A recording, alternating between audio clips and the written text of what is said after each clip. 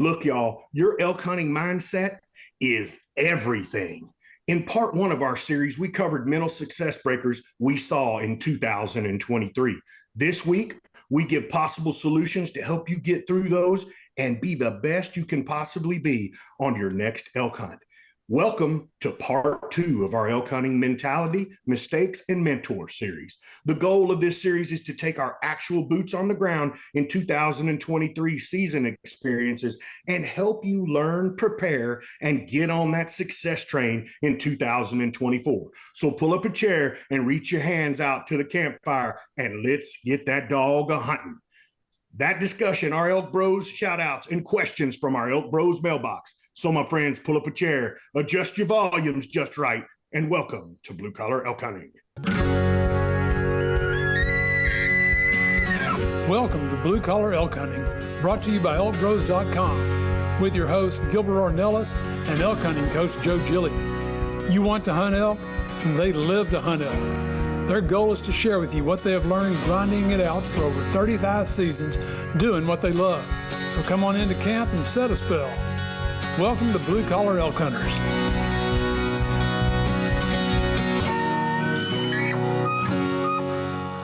Hello there, everyone. If it's your first time with us, glad to have you. Hope you enjoy our show. And as always, for those blue collar hunters following our show and grinding it out with us every week, welcome back to Elk Camp. I'm Gilbert Ornelas, the host of your show, coming to you live from Spring, Texas. And joining me tonight's crew. That's right, we've got the Northern Don and your newest Elk Bros hunting coach, Mr. Manano Grateron from the Venezuelan Mafia. We've got the legend in the house tonight from Cuesta, New Mexico, Mr. R.C. Knox. And that's right, we got the man with the golden voice, the owner of the Western Contours podcast and Western Fly covers, man. He is the man with the golden voice, Mr. Guy Duplanche's in the house. What's up, boys? We don't have the Ninja Chav in the house with us tonight, but we got he's out there sleeping somewhere. Yeah, we got your elk hunting coach, Mr. Joe Gilly. WWJGD's in the house. We got it teed up. Let's hit it deep, Joe. What's up, fellas? What's going on, Boys? Oh, no. Oh, my goodness, man. Yeah, Chav. Chav like lives 200 yards down the road, man. He's like, I got computer issue. Couldn't calling him out, over bro. Here, you know. I drove 13 hours to do a podcast. I'm telling you, man. I was like, dude, you got the iPad. I mean, we got all this technology these days. Come on, man. Go right on the phone. Yeah. Chav, I think Chav has. What'd you do to him, Joe? You overwork him or what? No, man. I haven't, No. we ain't hardly even seen each other, man. I think we saw each other at our nephew's football game, over in Albuquerque. Well, maybe that's the problem. You got him all pissed off, Joe. You ain't been spending no time with him. Well, we went to the movies. I mean, 200 yards. He has to drive by the house to get out of the neighborhood. I know, man. What's up with that? You know what it is? He's upset. He's upset, man, because we got somebody that wants to do an Elk Bros cologne, right? Or Elk Bros.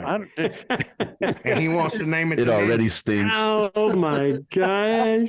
He wants to name it the Ninja. That might be better just to go with Chav's scent. I mean, the Elk Bros cologne. I mean, you're talking Joe's butt, beer on the ground, 5-day-old socks. I mean, come on, man. Ask KK how my tent was smelling after we ate all that piquena and stuff. I think we should call it after paella. We should call it after paella. So the problem is the paella, right? Yeah. We could get him to, Manano, we could get it to make him like the nose jammer smell, man, where it smells like wedding cake, man. I mean, just the mental, the wheels, the gears turning on that smell. Oh my gosh. It stinks already, nasty, man. Bro. Well, when I saw that, I was like, I'm just the type of person, like, number one, I don't like to, I'm not like Manano. I like to smell like nothing out in the woods. Manano's got all this stuff and spray and everything, when he goes out there. And I'm like, I thought it was kind Don't get this started, Joe.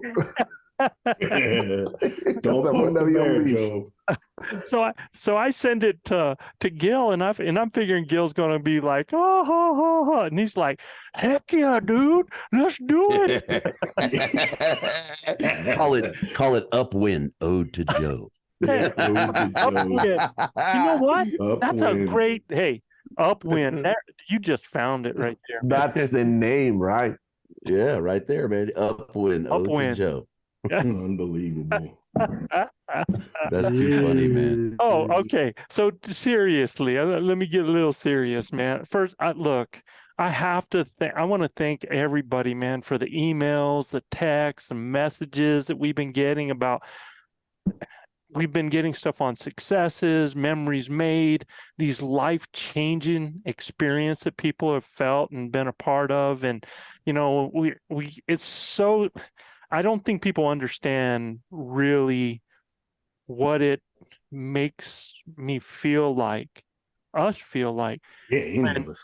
When we get this stuff from people finding success with the soloist and with our soloist bugle tube and our calls and stuff. I mean, it is just so cool. And I know, guy, like when you see guys out there and they're sporting those Western fly covers, man, and they're doing it all different ways. And when it's just this pride factor that you feel. Yeah. So, it was like today on social media, Joe, I saw a guy on the Hunt Wars deal. He's rocking a ElkBros hat and some ElkBros swag, right? I mean, you're just proud when you see something like that. It catches you off guard. It's like, wow, check this dude out. He's got some ElkBros swag on, Yeah, it's so cool, man. Cool. And so it's not even the swag and everything. It's more that your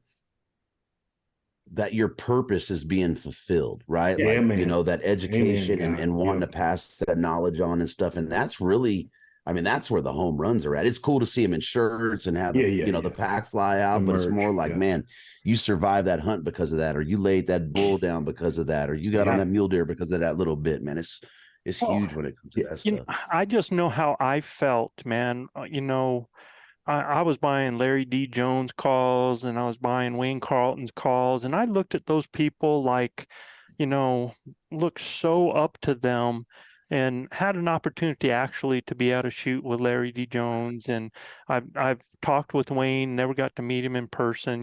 Mark and I talk all the time, but the idea that we're doing something that other people are using like that is just it's too crazy. And now you're seeing stuff like this right here. I mean, that's crazy. I'll talk about that in a little bit too. And and for those people that are listening, he's holding up a new read that we're getting ready to talk about as well this evening. But when I get an email, and I was just on the phone with one of our listeners yesterday, and that's where an idea came for a new type of episode that I want to do called Conversations, because he gets on there and he's just like, Joe, I want to tell you, and I want you to tell the boys, you guys saved my life. My life has changed because of the things that I've heard you say that you believe in, and got me to look at things differently and change my outlook in life. Or, you saw a post today that I had on a gentleman that, this guy went from a size 40 to a size 36 britches, lost 40 some pounds, is, he's extended his life, man. And he's like, honestly says, the things I heard you guys say have saved my life. So, I mean, that's powerful. That's huge. Nah, no doubt. And, we make a little light of it, Joe, but I'm very humbled that Valerie Boffey with Scentcraft would call, email us and want to, even talk about having the ElkBros signature scent out there. I mean, dude, how humbling is that? I mean, we laugh about it and joke about it, but man, you got people that are wanting to be part, and even making cologne and stuff like that. It's crazy, man. Yeah. But you chuckle about it and you make a little light of it. But I want Valerie to know that we're not making fun of her. It's just not at all, in man. our wildest dreams, we would have never. In our wildest dreams, we'd have never thought somebody wanted to name a cologne after us. That's a forward-thinking woman there, boy. Yeah, no, think no she can doubt. come up with a good scent for ElkBros. Look, and Joe, I dig that about her because she's not embarrassed at all. She's coming after right out the gate, man, swinging. Oh, yeah. So, Well, definitely want to get back with her and talk with her. Just well, indulge her. she said that what you guys represent in the outdoors and the ruggedness and the work ethic. I don't know how we put that into a scent, but I don't either, but I dig it. Pretty But keep my mouth shut. Look at RC. Yeah, RC, you're horrible, man. And hey, let me segue over. Speaking of new ventures like the scent, Guy is doing a new venture, man. Congratulations partnering with Western Hunt Fest, dude. Yeah, man. Yes. Jumped on with the boys at the end of last season and was a part, just being a part of it. And I'm like, look, I want in. I want to do more for this event. So, we the three of us linked up and, here we are, man, and trying to swing for the fences. The event grew, pretty good last year. And this year we're swinging for the fences, trying to double last year's growth and make it the place to be, man, to test your mental prowess, your physical prowess, your behind your weapon. And that was the reason that it was started, right? It was to take that fun of 3D archery and hunting season prep and just put it in one place, right? And really we want to be the litmus test on whether folks are ready for season. So added some venues this year and going to stretch the legs a bit. And so you have venues Western near Hunt New Fest is Mexico at the Whittington Center. There's going to be a venue in Colorado Springs at Air Force Academy. There's going to be a venue in Reno, Nevada, a venue in Flagstaff, Arizona. Correct? Flagstaff, I'll cut you off at Flagstaff. So you're good up to Air Force Base. Flagstaff, We're working on, not sure if it's going to be there. Solidified events right now are Whittington Center and Raton. We're going to have a shoot at Cameo on the western slope of Colorado, Reno, Nevada, at Silver Arrow Bowman. And then we're going to bring it back to the original venue for the championship in Bailey at the end of season. So, yeah. Very cool, man. Sweet. Yeah, and for people that don't know about Western Guy. Hunt Fest, it's a 3D shoot that has it's family oriented. There's so many cool things, and they have a signature event. It is a pack out competition, and pack out challenge, man, and what a great event that is. And I really love the fact that, because there's so many people that say, oh yeah, I can go in 2 miles, I can go in 3 miles, and I can pack one of them critters out. And then you go do that pack out challenge, which is 1.5 miles, right? Yeah, roughly. Yep. About 1.5 miles, and you got to get that critter from one side to the other and your equipment. And you find out real quick what you're at. Yeah. And that was really the idea behind it, right? Is to bring everything we do in the field into this event preseason, add to the 3D shoot, and really test it. So yeah, we got the pack out challenge, our elk calling comp, right? I mean, the three of us, Ephraim, Jeff, and myself, we're all elk fanatics. So we got the calling comp. We're adding a sprint challenge this year. So some folks, weren't up for the miles, but we wanted to give an opportunity for points for the championship and this big prize package we're putting together. So we added a sprint challenge. And as we dial that in, we'll let folks know about it. But yeah, we're pretty excited about it. And then we have, where can they find information on that, bud? westernhuntfest.com, or reach out to me on Western Contours. You can reach out to Ephraim on Pack 'em Out Apparel. And we'll be happy to answer any questions, get you signed up. Registration is going to kick off here pretty soon. Folks are interested, please jump on, take a look at it. You won't be sorry. That pack out challenge is something else. Cool. And we can probably put something on that in our booth, because this will be the first time ElkBros, y'all, will be at the International Sportsman's Expo in Denver. You Coloradians, man, we have so many of y'all. Again, thank you. This goes back to thanking everybody. We have so many of y'all that listen in to the show and stuff. And we're going to be at that International Sportsman's Expo in Denver, January 11th through the 14th. I'll be doing a couple of seminars. We're going to have some swag. We'll be doing podcasts right there in the booth. So if you're around in January, come visit us there. Okay. Absolutely. Yeah. And then I don't want to let it go, Joe. Sorry, I'm gonna back us up back to Hunt Fest. Okay. But we have our elk calling seminars. So that was a big deal last year, and we'll see where Joe goes, but it might be a ElkBros run thing at all our events. So we're hoping to nail that down. So Yeah, let's get it. we'll get all that worked out. But man, I love doing the seminar there, and it's such a neat event. And you know, the way that we include people in that, I'm looking forward to them. Is this Armando with you, guy, in the first page of the website? Yeah, Bo Hitch was there. Yeah, Bo Hitch is Yeah, that's Armando. That's Shout awesome. out to Armando too for hooking my boys up. Yeah, he changed up our north, life. man. Yeah, shout out to Mondo and the Bo Hitch guys, man. They hooked my boys up north. We appreciate it, Mondo. Thanks a lot for all you do for us, and because carrying your bow He sucks. changed our game, brother. Now Yeah, he's changed a our rifle. He's got Yeah, a now he's got an the- adaptation. Oh yeah, he's got a nice rifle one now. Yeah, for a rifle. I'm gonna right? have to check that out too. For Yeah. sure. Right. Yeah. Very cool. Especially if I start doing more rifle hunting, that's for sure. Let's rock, man. Well, Joe, let's get this party started and head over to the ElkBros mailbox. I'll take the first one. Mr. Bill Steiger from Grants Pass, Oregon. He said, this last podcast, you talked about mental fortitude, which I do agree is key. We refine our shooting and physical ability through practice. But how would you suggest a person practices, refines, improves on their mental fortitude? Are there specific exercises that someone can do, and how one gets prepared? I want to hear if anybody else, what comes to your mind on this, because I've kind of talked about this before, and I have some suggestions on that, but I'm wondering. Yeah, I'll lead. What really drives and motivates me is to not let my teammates down, right? And that's really what drives and motivates me. And I know what the grind looks like.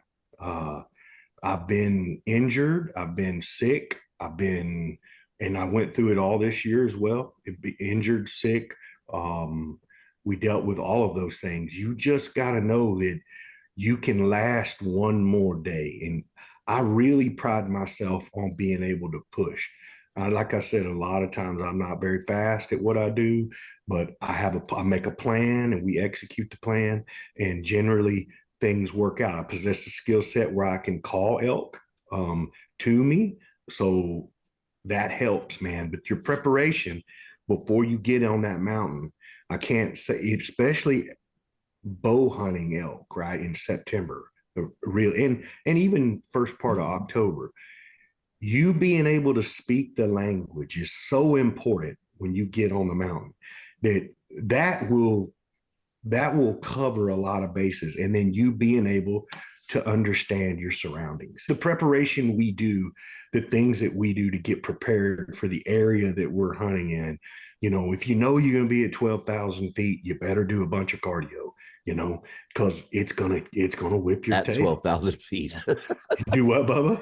You said do a bunch of cardio, and I said at 12,000. Yeah, and it's hard to, it's hard to manage that, man. You know, you got to do the Carl Gamage cardio where you put the Walmart bag over your head and tie a knot in it and poke a hole in it. You know, I mean, that's the Carl Gamage cardio. It never did work for me. I looked crazy and people called the law on me and stuff like that.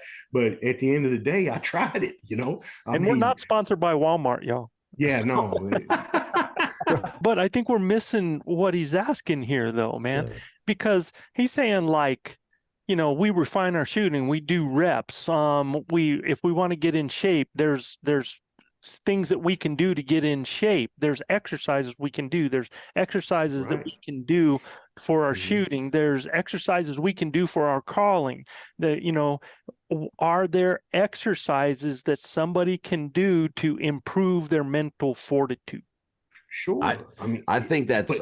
I mean, if we just reference what he's talking about, right, in exercise and our shooting, is we like to stay in our limits, right? Everybody, I shouldn't say everybody. That's a hell of a generalization, right? You gotta be able to put yourself in a position to where you're uncomfortable as you're doing those things. Mhm. And the more uncomfortable you are and the more you succeed at those things, the better that you get. Now, the thing that I don't think you can prepare for is getting your butt kicked out there on the mountain, because that's really where it starts to drive home, right? And it's one thing to prepare. In what way are you getting your butt and that's kicked? where say it's quiet, experience right? Say it's quiet. The elk aren't, the air quotes, the elk aren't talking, right? Or you're looking around, you're going, oh man, there's all these hunters, right? That's when you just have to suck it up. At the end of it's easy for me to say because I've done it for so many years solo, right?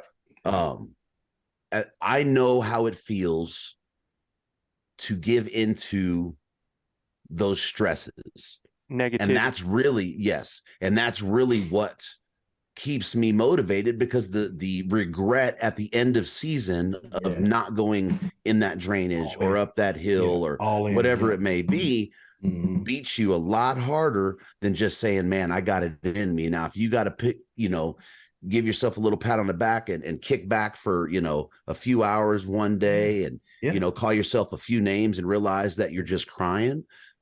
That's where I find it, man. I don't know that there's any real preparation outside of looking back and understanding. And this is funny that this question came up because I didn't read it, but I was thinking about this today.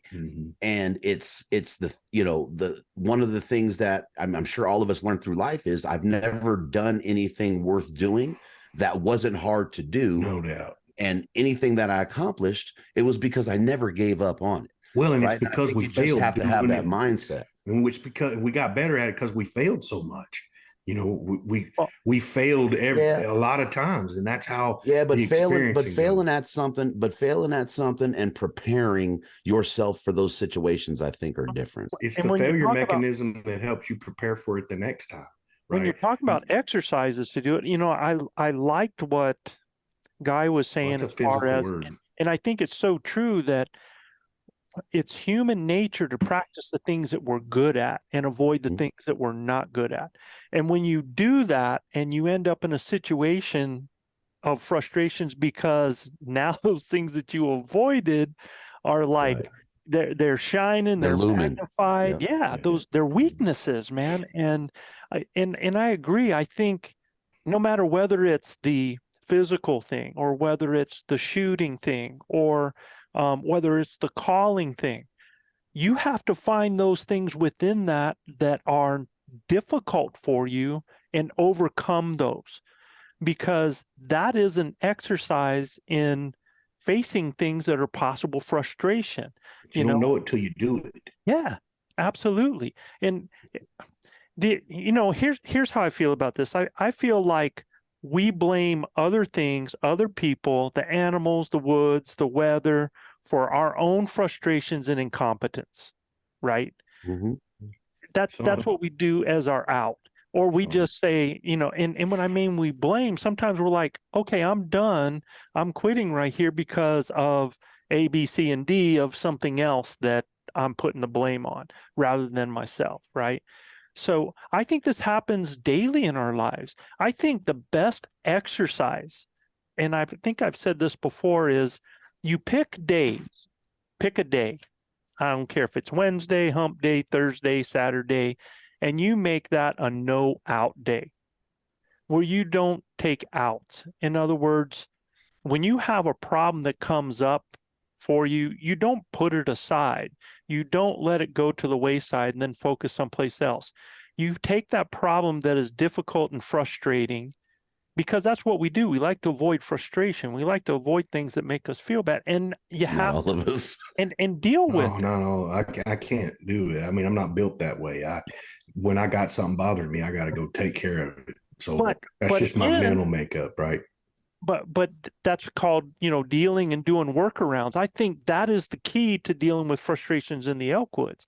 I think one of the reasons I really believe in some of the successes I've had is not necessarily because I'm any more skilled. I think it's just the attitude, the willingness to do a workaround, to find a way to, well, no doubt you have this will that's uncanny, but your skill set you possess being able to speak the language is huge, Joe. Oh, absolutely.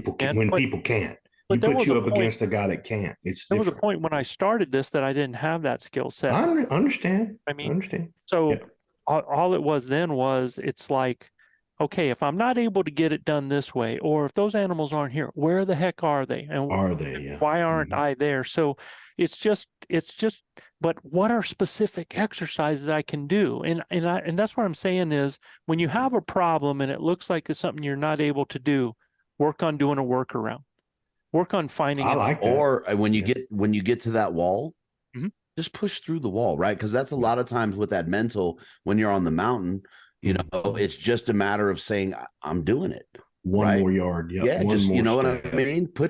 I don't care, look at your feet, right? Yeah. If you're looking and you got to get out to the end of that ridge so you can text or FaceTime Joe and Gil, Yeah. right? And it's 5 miles out and it's hell getting there. Look down at your feet, man. It is just one step at a time, man. right? Just go. Can't tell you how many days I looked at the back of Joe's feet, man, and I don't even want to look up because I know what's coming, man. But it's one step at a time. That's all it is. And I knew that if I could go one more step, I could get there. You know, one more step, one more. But it's an attitude that you adopt when you do this, because this shit is hard, man. Yeah. It is hard to do. People that elk hunt with a bow and do it the way we do it, it's hard. And you got to prepare yourself for that hard. And like Guy said, day 3, day 4, it will slap you in the face like a crappy mop, man. And you have to push through. If you don't, it'll break you. And listen, guys that are just starting out, it's okay. You'll figure this out, and you don't quit. You know, keep moving forward. Like Guy said, you need a little break. You need to go talk to yourself. You need a little mental health afternoon or whatever it is, man. Take it and figure some things out and understand that, you know, if you keep working hard, you guys got this, man. Sometimes just working hard's enough, you know, and keeping your head down and hustling is sometimes it's enough. But I think it's a mindset, Joe. It's a mindset that you learn and you adopt. And you have to exercise that mindset in your everyday life, because you only have so many days during the elk season.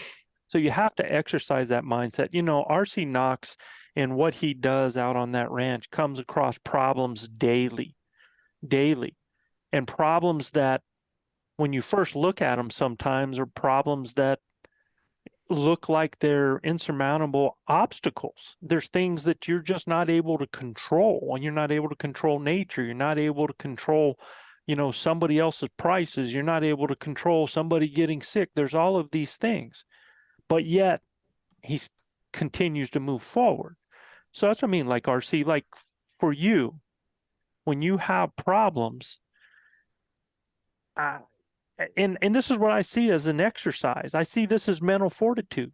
You know, it's easy for us to go, screw it, I'm done. Yeah, I'm done. Wow, yeah, I'm out. Yeah, yeah. I think that one of the things that I picked up on, and a lot of people will take and bottle this stuff up.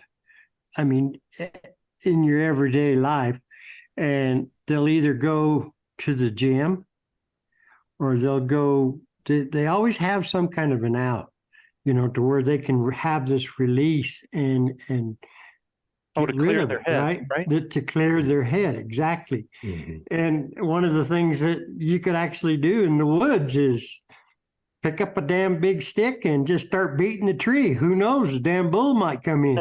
Yeah, right. Manano did that and called in a wolf. It worked in Canada. You know what's funny is I go to the woods to clear my head. You know? Yeah. Oh yeah, that's what I do all definitely. the time, yo. Yeah. Best place to do it, man. That's what I love. I have some of the best talks in the world with me and the good Lord right there in the middle of the woods. You bet.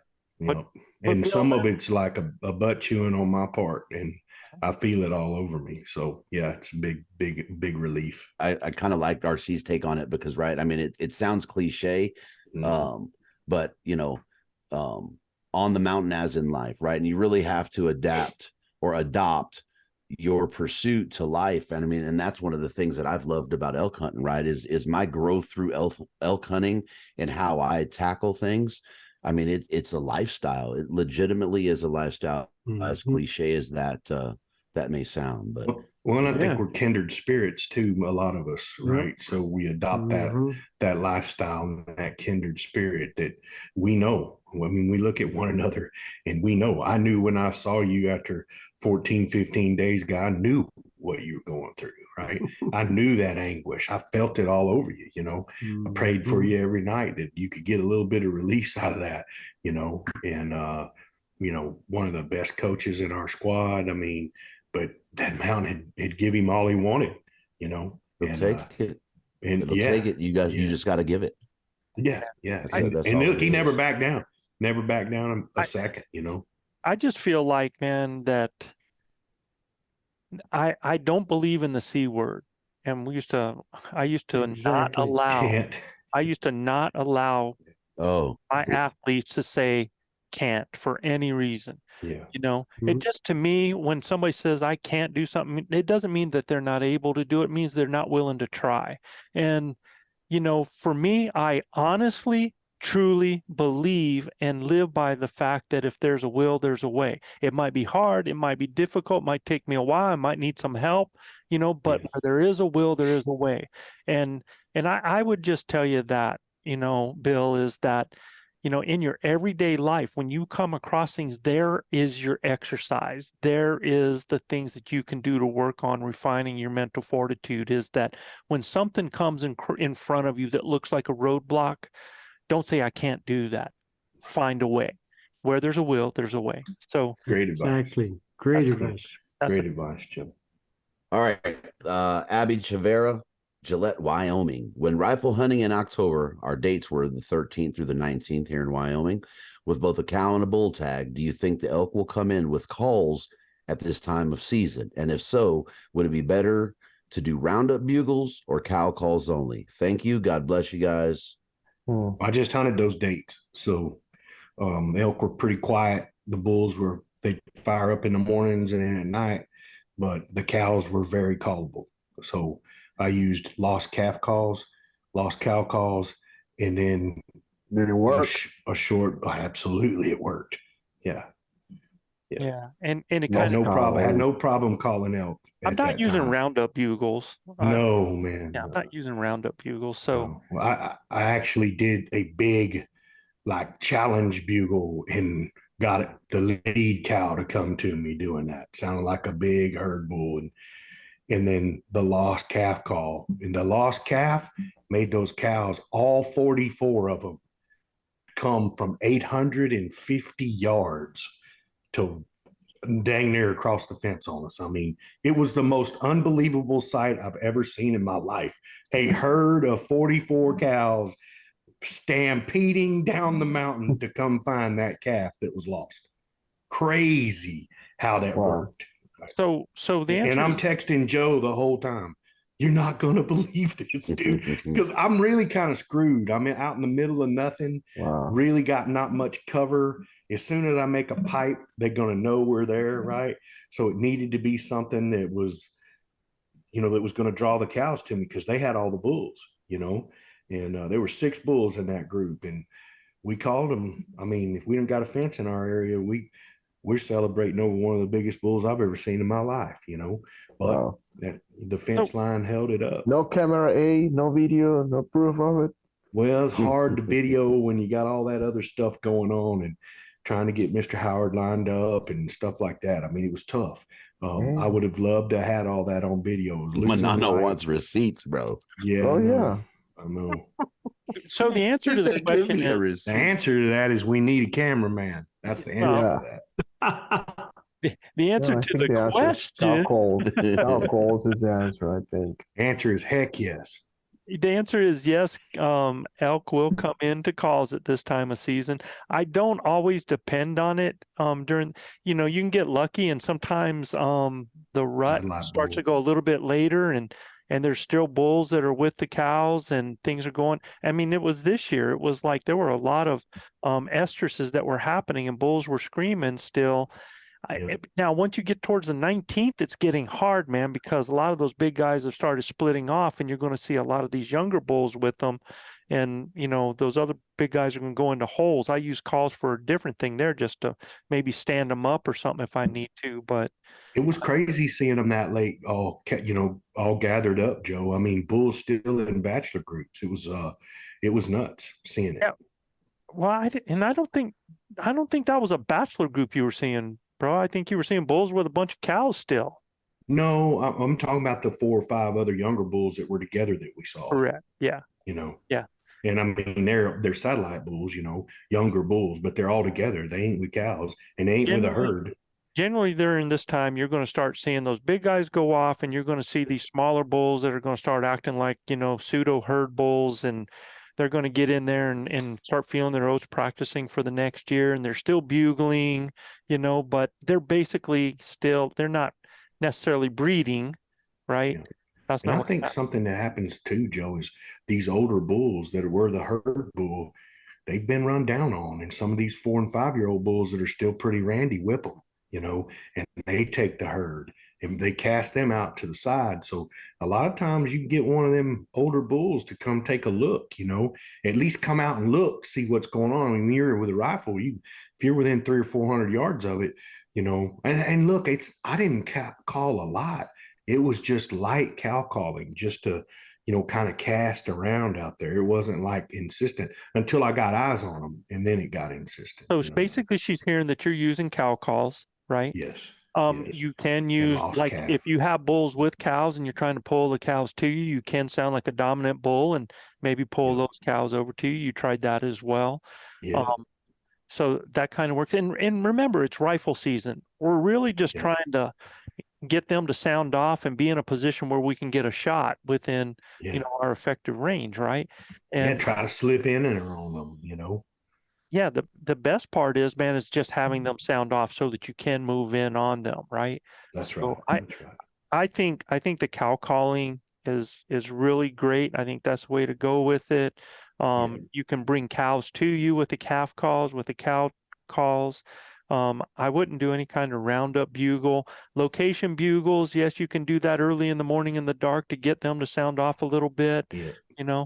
Things like that. But right now we are October, right now? 26, 27 right now. Yes, sir.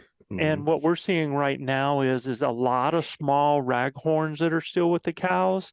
And we're starting to see now these other bulls starting to bachelor up. I just had 3 giant herds cross the highway when I was coming home the other night. One giant herd of cows with a few spikes in it, another giant herd of cows with a few spikes, maybe a rag. And then we hit another group, and it had to be about 14, 15 bulls that were already bachelored up. So that's already happening at this time.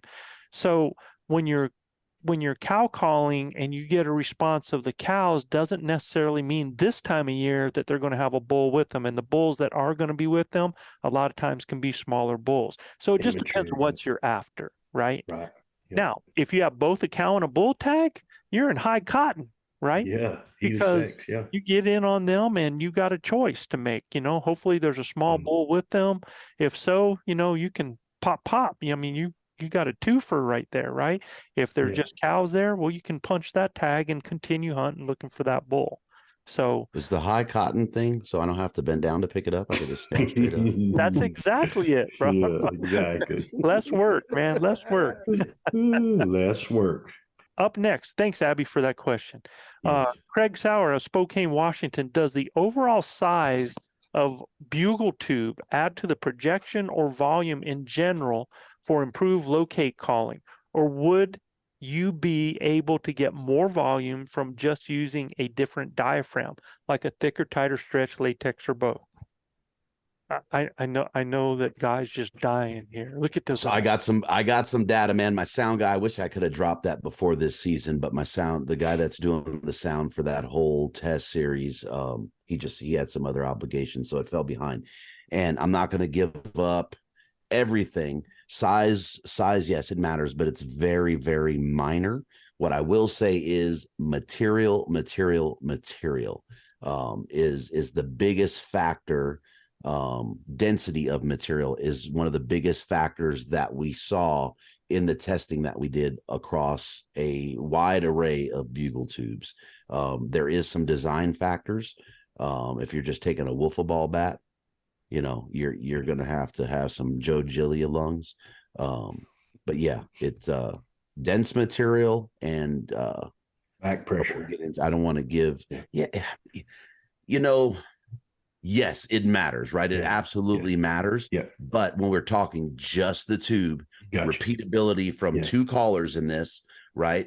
It was about material, and it was so obvious after, call it number 5 out of almost 10 different tubes, that the material and the design had a lot to do with it. It was pretty interesting. So I don't want to give up at all because that's still coming, but yeah. So let's take the whole tube part out of it and say it's just one single tube. Can the change in the type of latex of the diaphragm give you more volume? You can get to higher pitches. Yeah, well, certain diaphragms and more decibel. Yeah, you take a thicker latex that you're able to put on, man. You absolutely can get more volume. Yeah, look, I mean, I did all of my cow calling and calf calling with the sugar. It's just made for it. But if you're going to go blow 10 bugles on that, you can't cow call with it anymore. It just stretches it too much, right? So get that loudness either. Yes, you can go to the grinder, get all of that, right? Just won't have as soft a core with the cow and calf sounds, right? The Burnham Red, I mean, this call right here, you do all of it, and it's amazing. Great sound, great tone, great cow calls, great calf calls, great buzz. I mean, and great bugles, and it holds up. It's a thicker latex. But if we're talking volume, the thicker the latex, the more the volume, because you're able to put more pressure on it. Agreed. So that's definitely an equation. Yeah. So if you're trying to reach out strictly just for location, trying to get out there distance, and be careful about that. Yeah, everybody thinks that you got to send calls way out there, and elk hear better than we do anyway. Way better. And sometimes you could actually have elk way out there responding that you're not even hearing respond, right? Yeah. So it's not always that you just want to go way out there. You can also, we always want to do our calls from near to far anyway. So that's something that, you might want to think about. It's the benefit of really bouncing that out. I think if you find better areas to call more than depending on your tube, and like if you're calling over bowls, if you are bouncing off the walls of canyons, if you're calling into areas that are boxes that it's going to reverberate in, and you're going to be able to hear those sounds coming back to you better because of that style as well too. So and whether you got high pressure and whether you got high pressure or low pressure too. I got a question though. What if you look at the question, and Joe, when you said, or one of you guys said, I'm sorry I had to get up, I heard my wife go, no, and I saw something was wrong, but she's on the phone with my daughter, freaked me out. Is they hear different than we do, right? So what are we really asking? Like, is it even a necessary, I don't want to say it like that, right? Is it necessarily what we should be focusing on with this question, right? You don't have to be, and we hear it all the time, right? Where you get a guy and he's piping off a locate, and that locate is like 30 seconds long, right? Yeah. Which no bull lasts 30 seconds long. You know what I mean? Yeah. That would be me. I'll crank out a locate and go all the way from Florida all the way up to Connecticut. Yeah, man. but you're embellishing through that, right? With your double bugle and things like that. And you're coming up and down, and it's not just, it kind of reminds me of, remember when you're a kid and you go, la, in a fan. No, you do that until you run out of breath. Right. That's how some of the locates sound. Yeah. They're that long in length, right? So what, most bugles don't last past 5 seconds. Right. I mean, they're short, right? Yeah. So, what is that improved locate calling, I guess?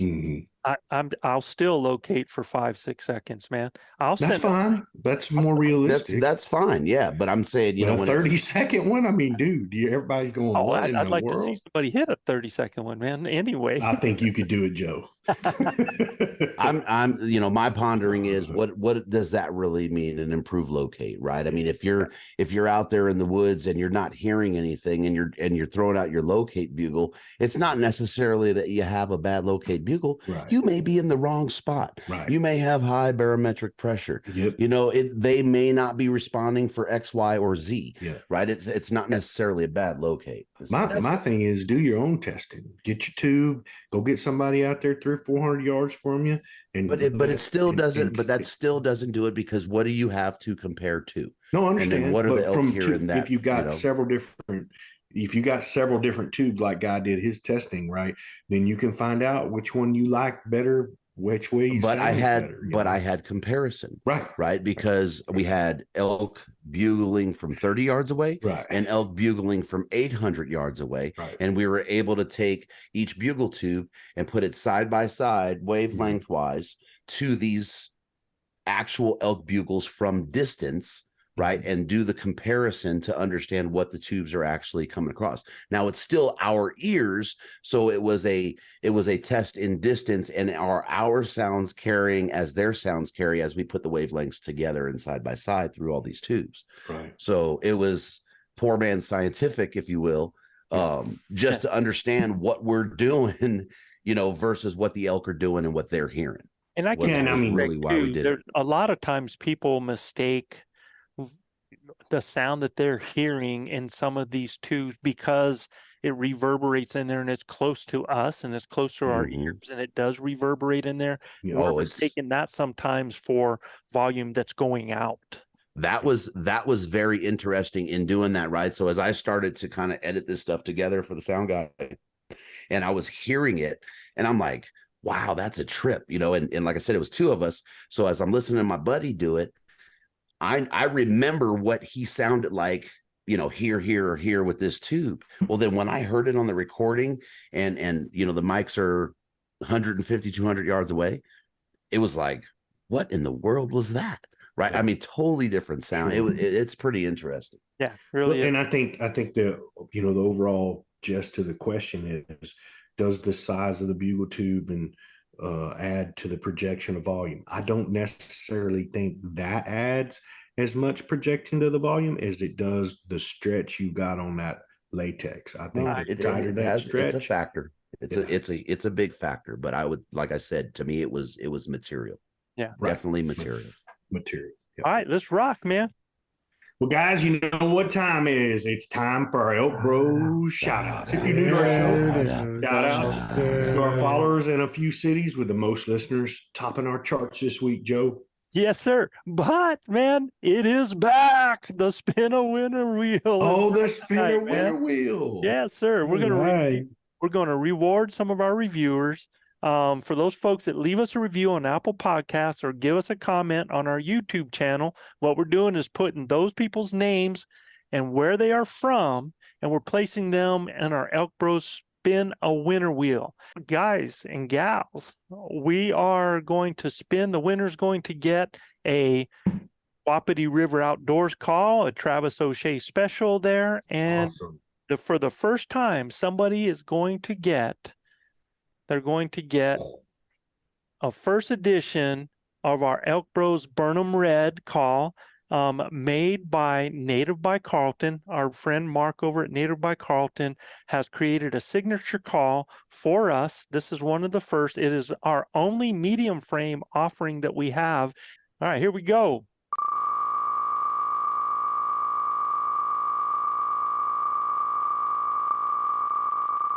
Spinning, spinning, spinning, spinning, spinning. Is it? Yeah. Richard Williamson. Pike County, Kentucky. Pike County, Kentucky. Right. Got some calls coming your way. Sweet. Congrats, Cool. Richard. Yeah, congratulations. Start using them now, Rich. Yes. There you go. All right, so let's head to our top listening cities here, man. Our top listening city most commonly associated with the, how do you say that, Gil? What is it? Bakken Bakken. shale. Yeah, Bakken oil Bakken boom is Bakken oil. Bakken oil Bakken boom oil. is Bakken oil boom. located at the near confluence of the Yellowstone and Missouri rivers. Originally called Little Muddy, the local recreation area has an indoor wave machine. This blew my mind for surfers Been and there. boarders. Y'all, the Lewis and Clark expedition passed through this area. They were not wakeboarding. They weren't surfing in 1804. And this is Williston, North Dakota. Yeah. Williston, North Dakota. Another Wow. interesting fact, there's more millionaires per capita in Williston, North Dakota than anywhere in the United States. Really? How do you know that? How do you know that? Because I serviced all them oil wells that are up there, brother. You know, Them people, they ain't drilling for hundreds of barrels of oil. They're drilling for thousands of barrels of oil a day you on know their what's place. weird is I heard that same comment about Gallup, New Mexico, and I'm not sure why. Well, that may have changed, Joe, because I mean, Gallup, New Mexico's got a lot of oil production under it, that's for sure. But the Bakken Shale has produced a lot of millionaires that were just sod farmers from back in the day, man. And now they ain't sod farming no more, man. They got the fattest cows and the nicest grass, and I mean, those people are reaping the benefits of the good old black gold and crude oil that's come out of our ground that we keep needing to keep getting more of. That's for sure. Next up, this small town is located in the heart of the fertile Tualatin Valley. It is part of the Portland metropolitan area, and it's an agricultural paradise, and it's home to the Pacific Northwest oldest golf course, Forest Hill. But folks, staying at the Grand Lodge, beware, because of a ghost of a white-haired woman in a print dress and slippers just might come visit it.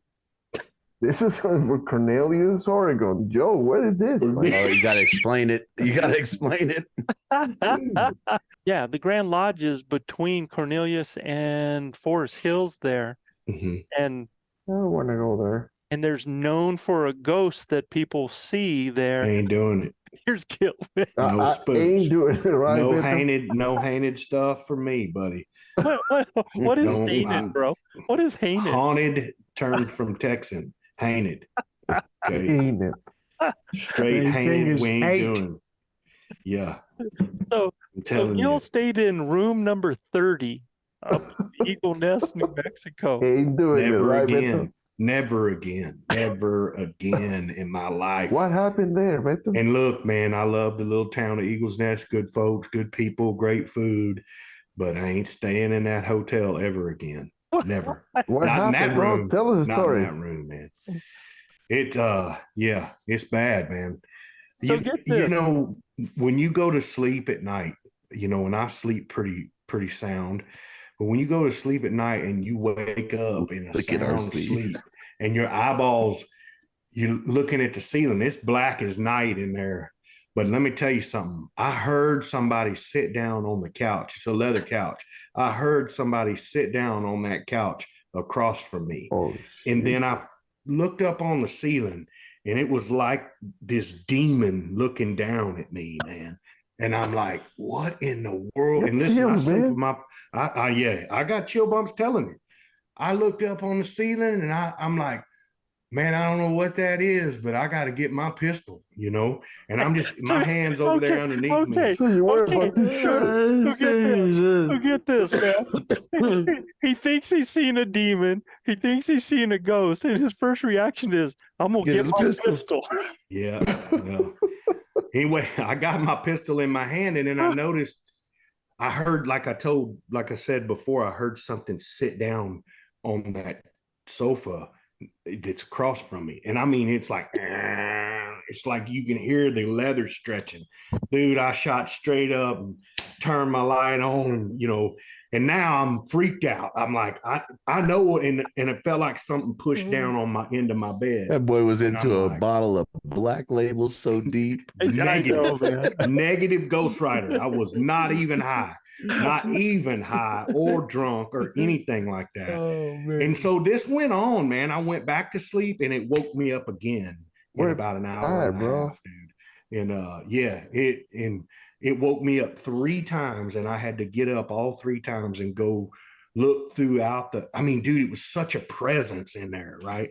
And then I got the feeling like, well, okay, even if there is a presence, it's just wanting me to acknowledge it being here. So, man, I'm telling you, I hit my knees and I got to praying, and like my mama would do, and man, casting out all these demons and everything, dude. And it finally got me to where I could go back to sleep. And anyhow, that stuff's for real, Joe. You don't mess with spirits and hated stuff, man. No. Hey, look, spirit world's real. I'm a believer, man. I'm a believer. Well, Joe said apparition. I was like, oh, damn.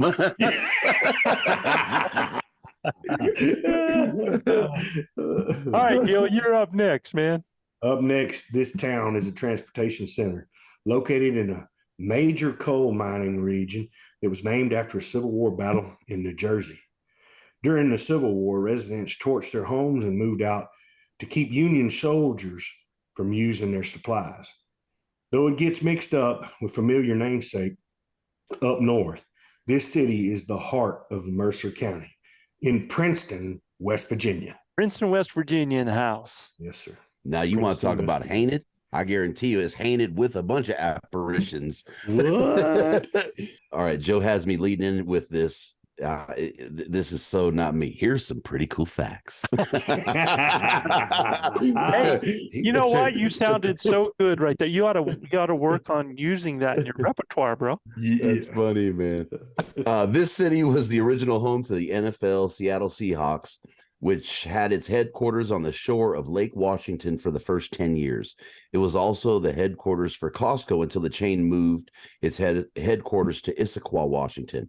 Costco's signature brand of products bear the city's namesake, Kirkland, Washington. Kirkland, Washington. Cool. That's right. It does. That's where the name. It does. Yeah. When we went to Canada, Joe, we bought a lot of stuff from Costco, and it had Kirkland's on it. Kirkland on it. Yep. Sure did. Mm-hmm. Yeah, I had no idea, man. That's fact. I thought that was a pretty cool fact, guy. Apparently, because you put it in front of mine. I read it. I'm like, but do it with, all right, guy. I talk like that? Guy, what I want you to do is just slow it down and do it with the voice. Now watch how it sounds. Here's some pretty cool facts. Killer, dude. Killer, man. That's some awesome stuff there. It is, dude. Okay, let's get to our main content, man. This main is what content. There we go. There we go, baby. Y'all, welcome back to our series.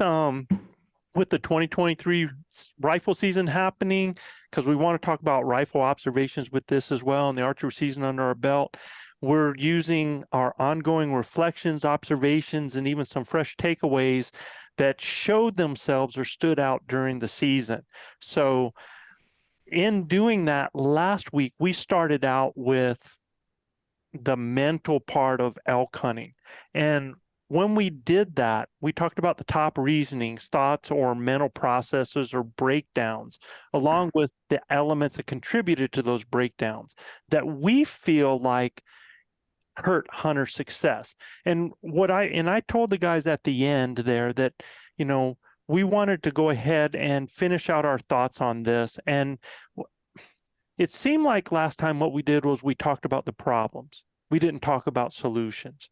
So what we want to do tonight in our follow-up is we want to give some ideas for overcoming and avoiding these and ways to get through that. And there was some things I actually went through and listened to the show. And there were some things that really stood out to me, like Guy said, one of his answers was that in order, because of the breakdown, you have to make yourself dead set on a goal. Right. That's one way that he says, I don't care if it's deer, elk, antelope, whatever it is, you got to say what it is you're going to do, and you got to be dead set on accomplishing that goal. Right. So the first thing I wanted to do is when I hear something like that, and I hear people talk about goals all the time, and a lot of times people set a goal without a road to accomplish that goal. Yeah, you got to have a plan. Yeah, they don't have a plan to be able to do that. So they're either disappointed or they either accomplish it or they don't, right? So how do you make yourself dead set on a goal? What does that look like? What is it dependent on? And how do you make it a win either way? Or can you make it a win either way? So I wanted to toss that out, first of all. Yeah, for me, it starts with the plan. You set your goal and you got to make a plan to achieve it, and I'm sure Guy can elaborate even more on that. I would agree with that to a point, right? If you set a big audacious goal and you don't know how it looks a third of the way there, you sure as crap don't know how it looks 2/3 of the way there, yeah. right? It's really hard to understand that as you go through that plan or that path or whatever that is, right?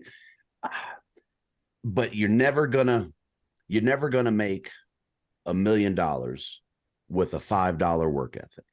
No doubt. I mean, right? You're just not. And if you say, man, that's a lot of work to get to $1 million, and you're used to working your butt off for 5, and you quit at 20,000, you're never going to realize it.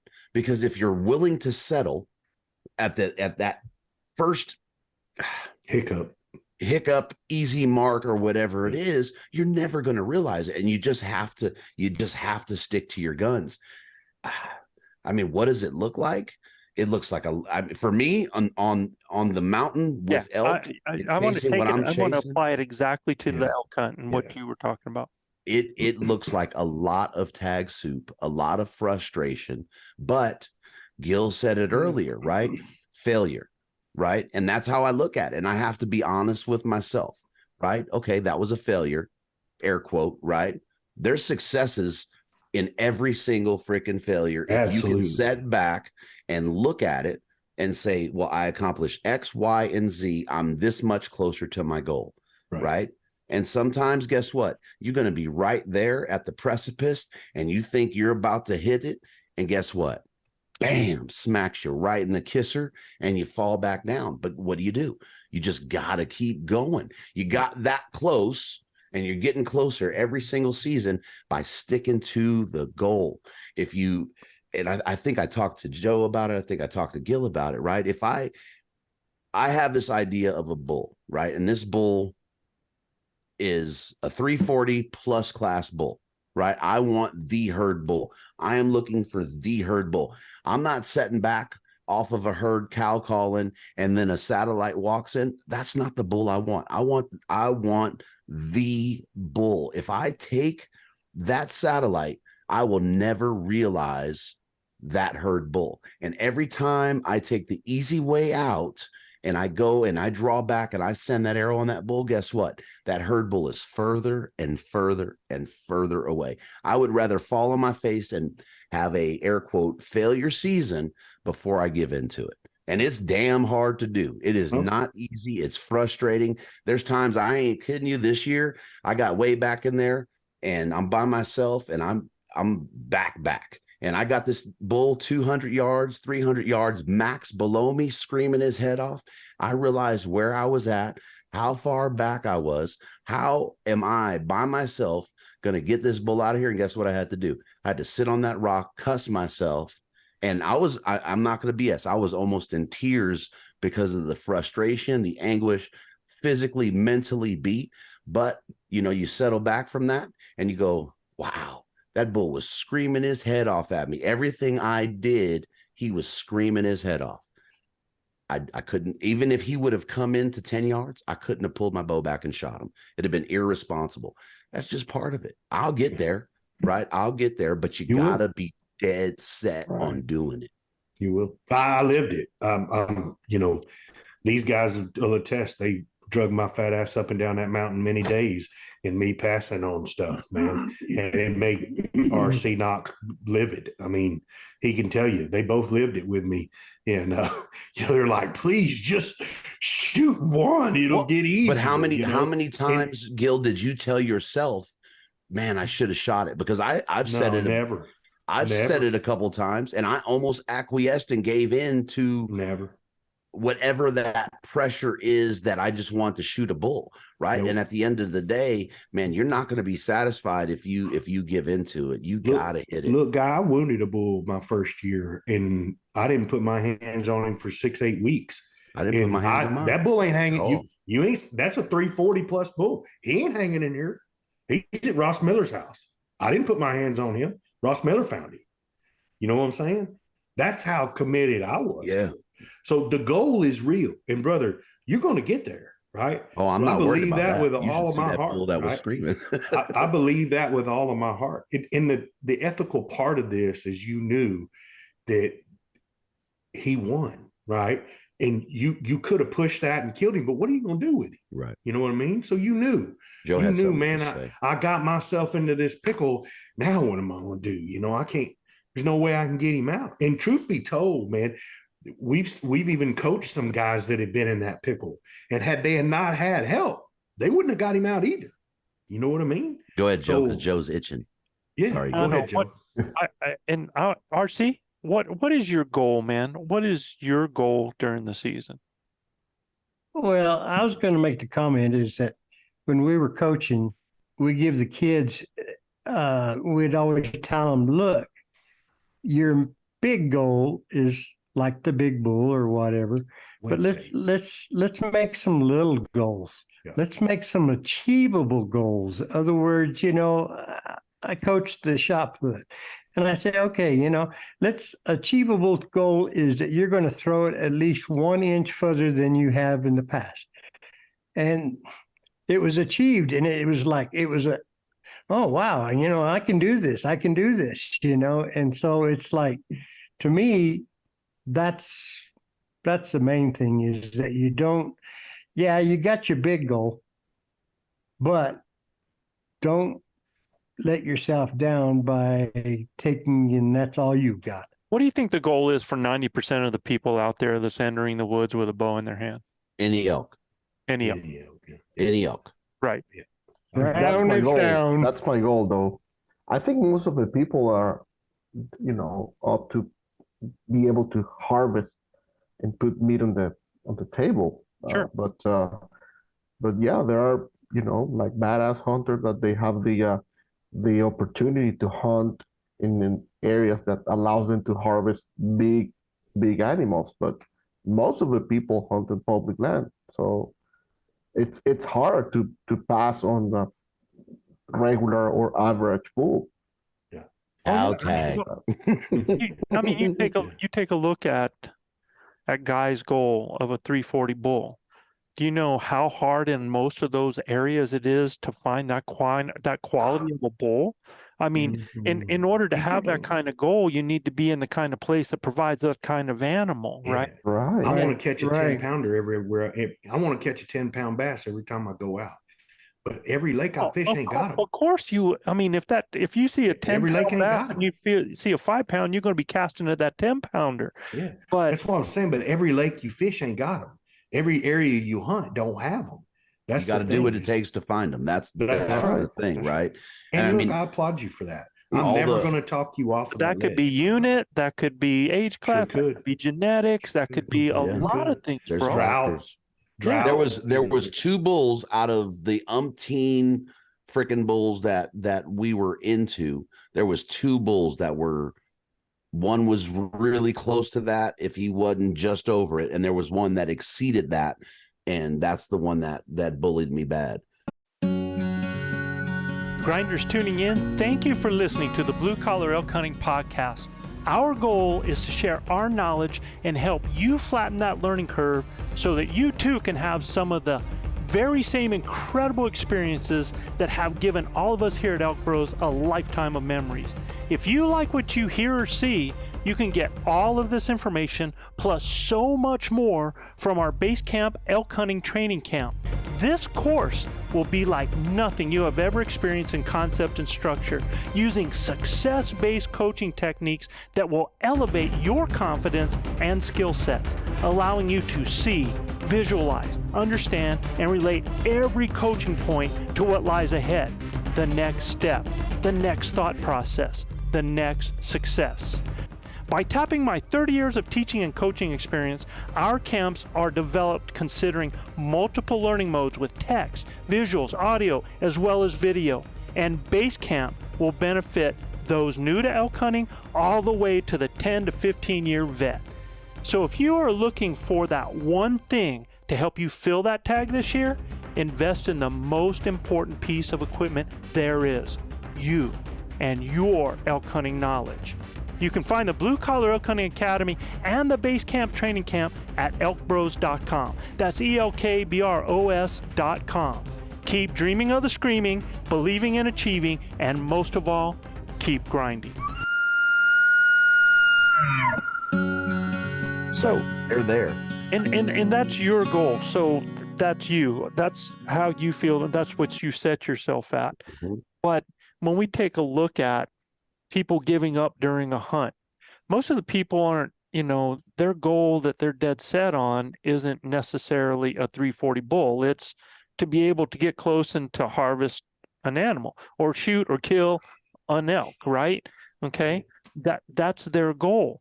So if they make themselves dead set on that's what they're going to do, what does that look like? What is it dependent on, and how can they make it a win, whether they accomplish that goal or not, right? And you already talked about part of that. You said that there's a lot of wins during the hunt, right?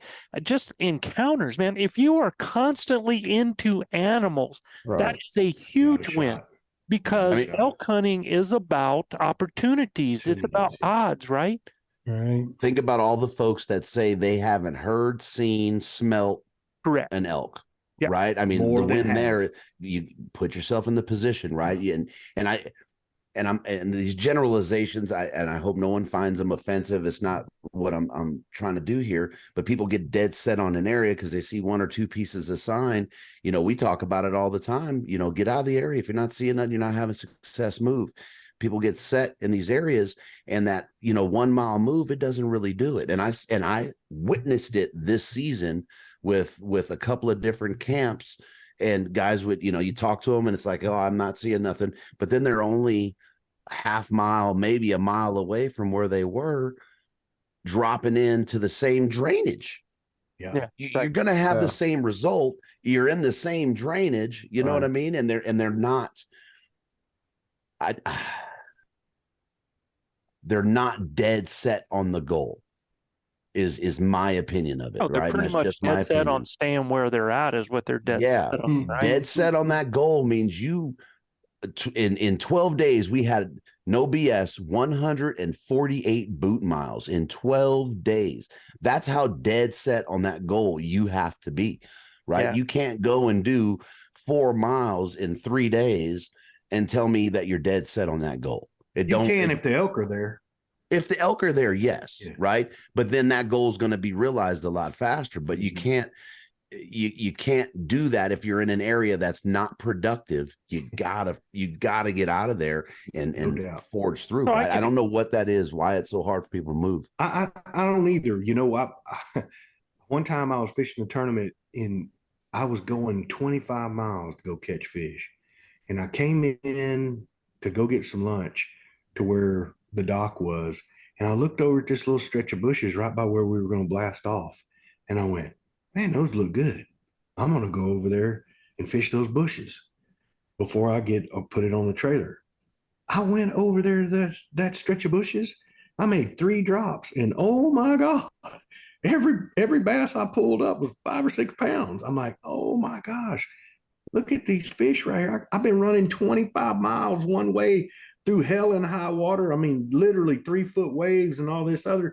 And if I got a fish tournament today, I'm starting right here, right next to me, right? So again, the fish were up there, but I didn't need to go that far when I found the right fish where I needed to be. I won that tournament and I was eating a cheeseburger at noon with 30 pounds in my box. You know what I mean? But you had the experience to look over there and go, that looks I would have good. never known that to go unless I went over there and went and looked in it. It's the same. Our pre-preparation of what we do is so important.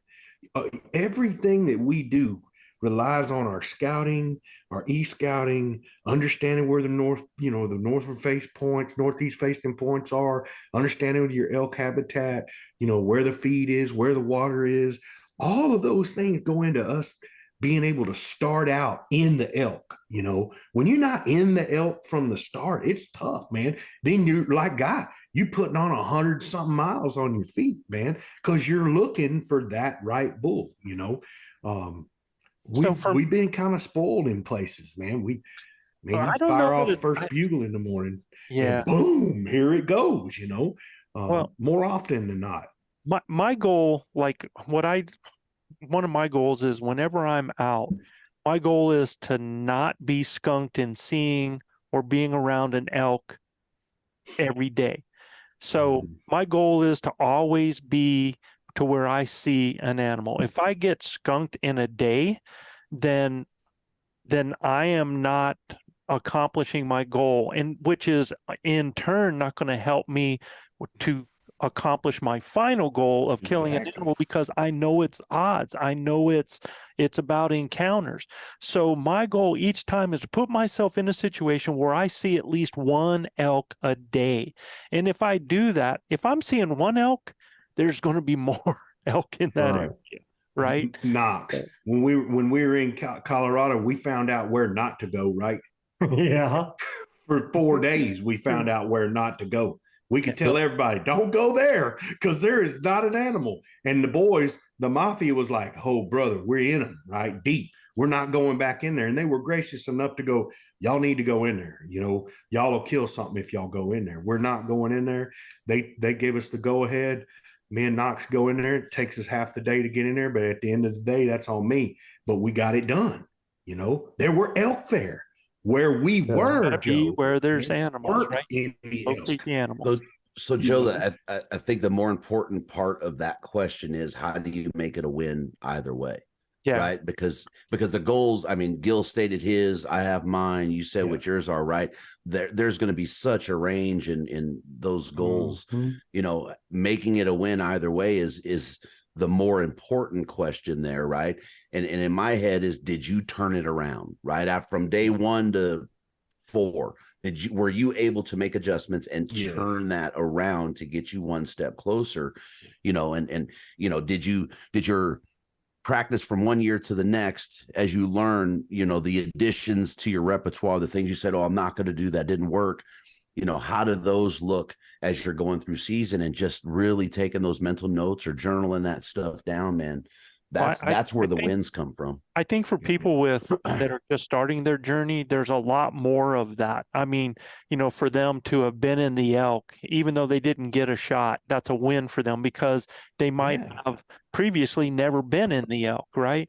And then, not only just being in the elk, but now calling an animal into them, that's a win for them, because now they're getting better at that. For me, at the point I am, right now in my skill set, if I don't put an animal on the ground, there is no other win for me. Other than the whole part of the hunt that I just love being there. But as far as my goal, I don't find that other win. It is just how I am. I'm just wired differently that way. But, I expect every time that I get in there, I mean, I still kick myself in the butt because I did not finish in Canada this year, and I had my one opportunity in a very difficult hunt situation, a critter at 18 yards, and I popped that son of a gun on the shoulder doing something that I should not have done. And so for me, I'm still kicking myself in the butt for that, because I don't accept that from myself. That's just me. That's just how I am. But for other people that are doing this, there's so many cool things that they can still accomplish, right? You're looking at somebody here with 41 seasons under the belt, and a whole different. We had guys this year in camp, Joe, that had their first season under their belt. Seeing elk, getting shoved in front of them, getting bulls called in, about having to dang near die to get to them. But at the end of the day, that's what it takes. Those guys are all the much better for them. Our first, guys in our adventure series camp, they were so much better off, this year hunting. Adam kills his bull on the first day last year, and then he's got 14 days of grueling grind, in front of him on the next. And we empathize with him. We know how it feels, it's tough, Nope, we were so close in Canada. A lot of us, you and I got close on a big moose too, man. Got so close, but yet that rascal beat us. The elements beat us a little bit. So, for me, it's I'm kind of like Manano anymore. I'm hunting memories too, man. I'm wanting to make memories with my brothers.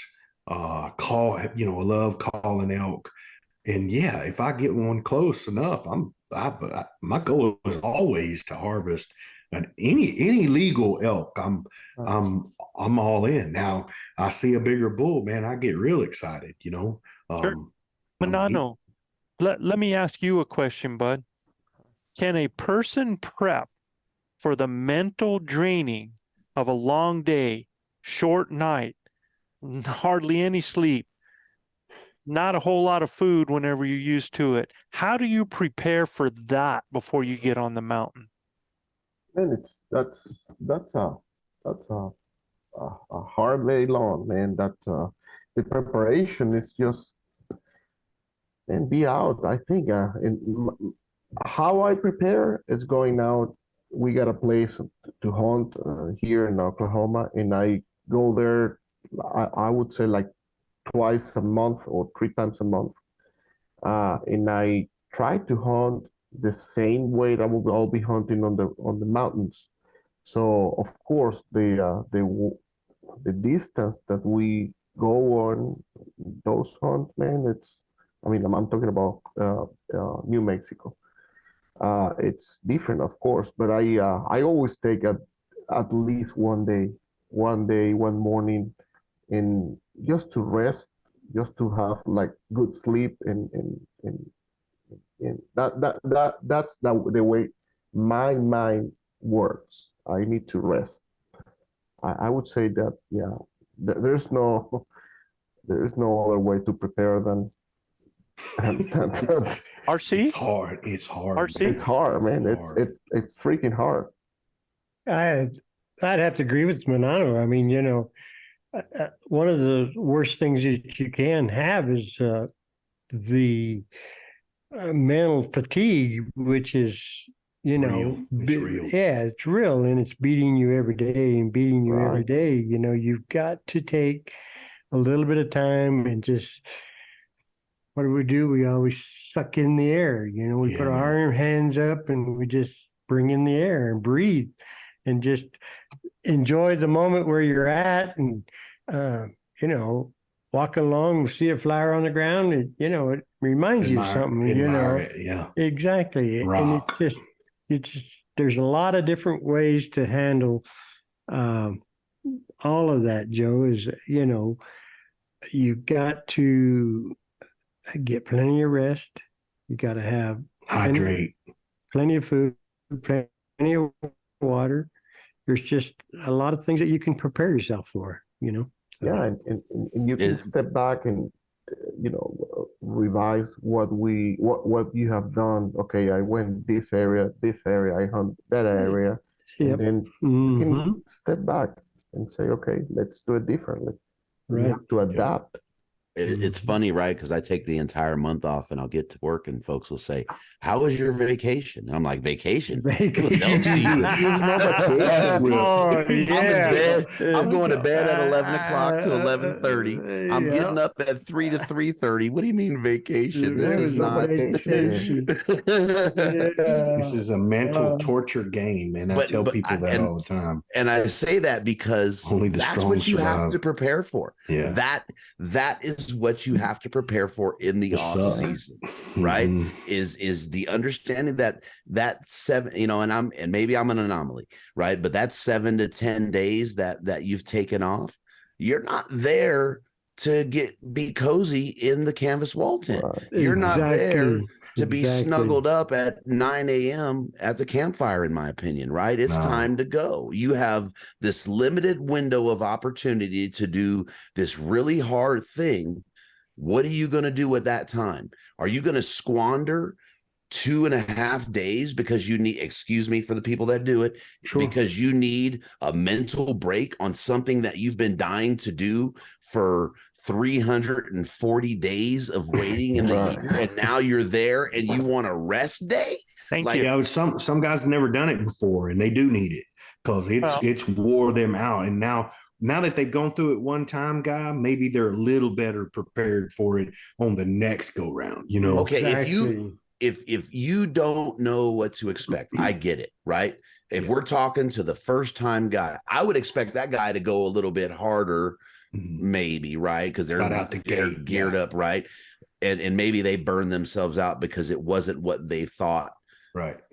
it was going to be, right? Maybe they weren't full on prepared, but man, 7 to 10 days. I waited 300 and some odd days. Man, I'm utilizing that 7 to 10 days to the best of my ability. That means go, get beat, whatever. You just keep going. Yeah. And that's where I think that's where Joe, and I'm making an assumption about Joe's success here, but that's where Joe succeeds, is because that go, I ain't stopping. I'm out here in a singlet and I'm eating peanut butter and jelly and breaking it into fours because it's 3 days in the rain. That go is what adds or lends itself to that. I don't want to say successful hunt, that notch tag, right? Yeah. It's not sitting in camp. I mean, it's just not. Yeah, well, you can't kill them. I mean, I guess you could, but it's very hard to achieve the bow hunting thing that we do by sitting in camp. I mean, look, we've had elk come through camp, but at the end, sniffing generators and stuff like that. But it's crazy the stuff that we've seen. Yeah, I mean, if somebody had been ready, they'd have killed a bull and a cow right there. But look, the preparing for that mental break, right, or preparing for no sleep and not much food to eat. I reserve the right to not do that. I mean, suck it up, Buttercup. Yeah, I mean, I know how I like to hunt, and have we gone hungry? Yeah, I mean, we've been on pack outs and stuff like that. That's tough, but we're always going to have something in our pack that we can gnaw on to get us by. I mean, I'm not going to go hungry, and I sure ain't going to do without water if I don't have. I mean, I know you killer have filtration system, so if you got a stream close by, you can get plenty of water. But I think the most important thing, though, brother, is getting your rest and hydration when we talk about being in the altitude and being in the elk woods. I mean, hydration and rest, I think, are your key especially if you're coming from someplace else, because I don't drink that much when I'm out there, but I don't know why. I just don't really drink a whole lot. And I don't know, Joe. I got an empty bottle of peach crown that says you do. There's a lot to be. I mean, hydration is important, right? I mean, that's huge. I'm not discounting that. Yeah. There's a lot to be said about your mental stability and the caloric intake, right? Because most of the time we're on the mountain, we're running at a deficit, right? And if you're not good on your calories, you are going. Your body's going to tank and your mind's going to tank. And which one goes first? Oof. That's the hardest to overcome is that caloric deficit. The best thing I can tell people, man, is when you're hungry, you eat. When you're thirsty, you drink. Especially when you got a Manano in camp. And well, no, I'm not talking about. I mean, that's I'm just joking. That's like, yeah. And look, I really believe that there's a lot of ways to get your rest by changing the way you hunt to the way the elk are living. Like you're the most active when they're the most active. You're the most sedentary when they're the most sedentary. Take those breaks so that, I mean, there's times, man, I'm walking through the woods and I'm like, okay, I know at this point I've just got done. I've been working, getting these guys up to their bed. They're in their bed.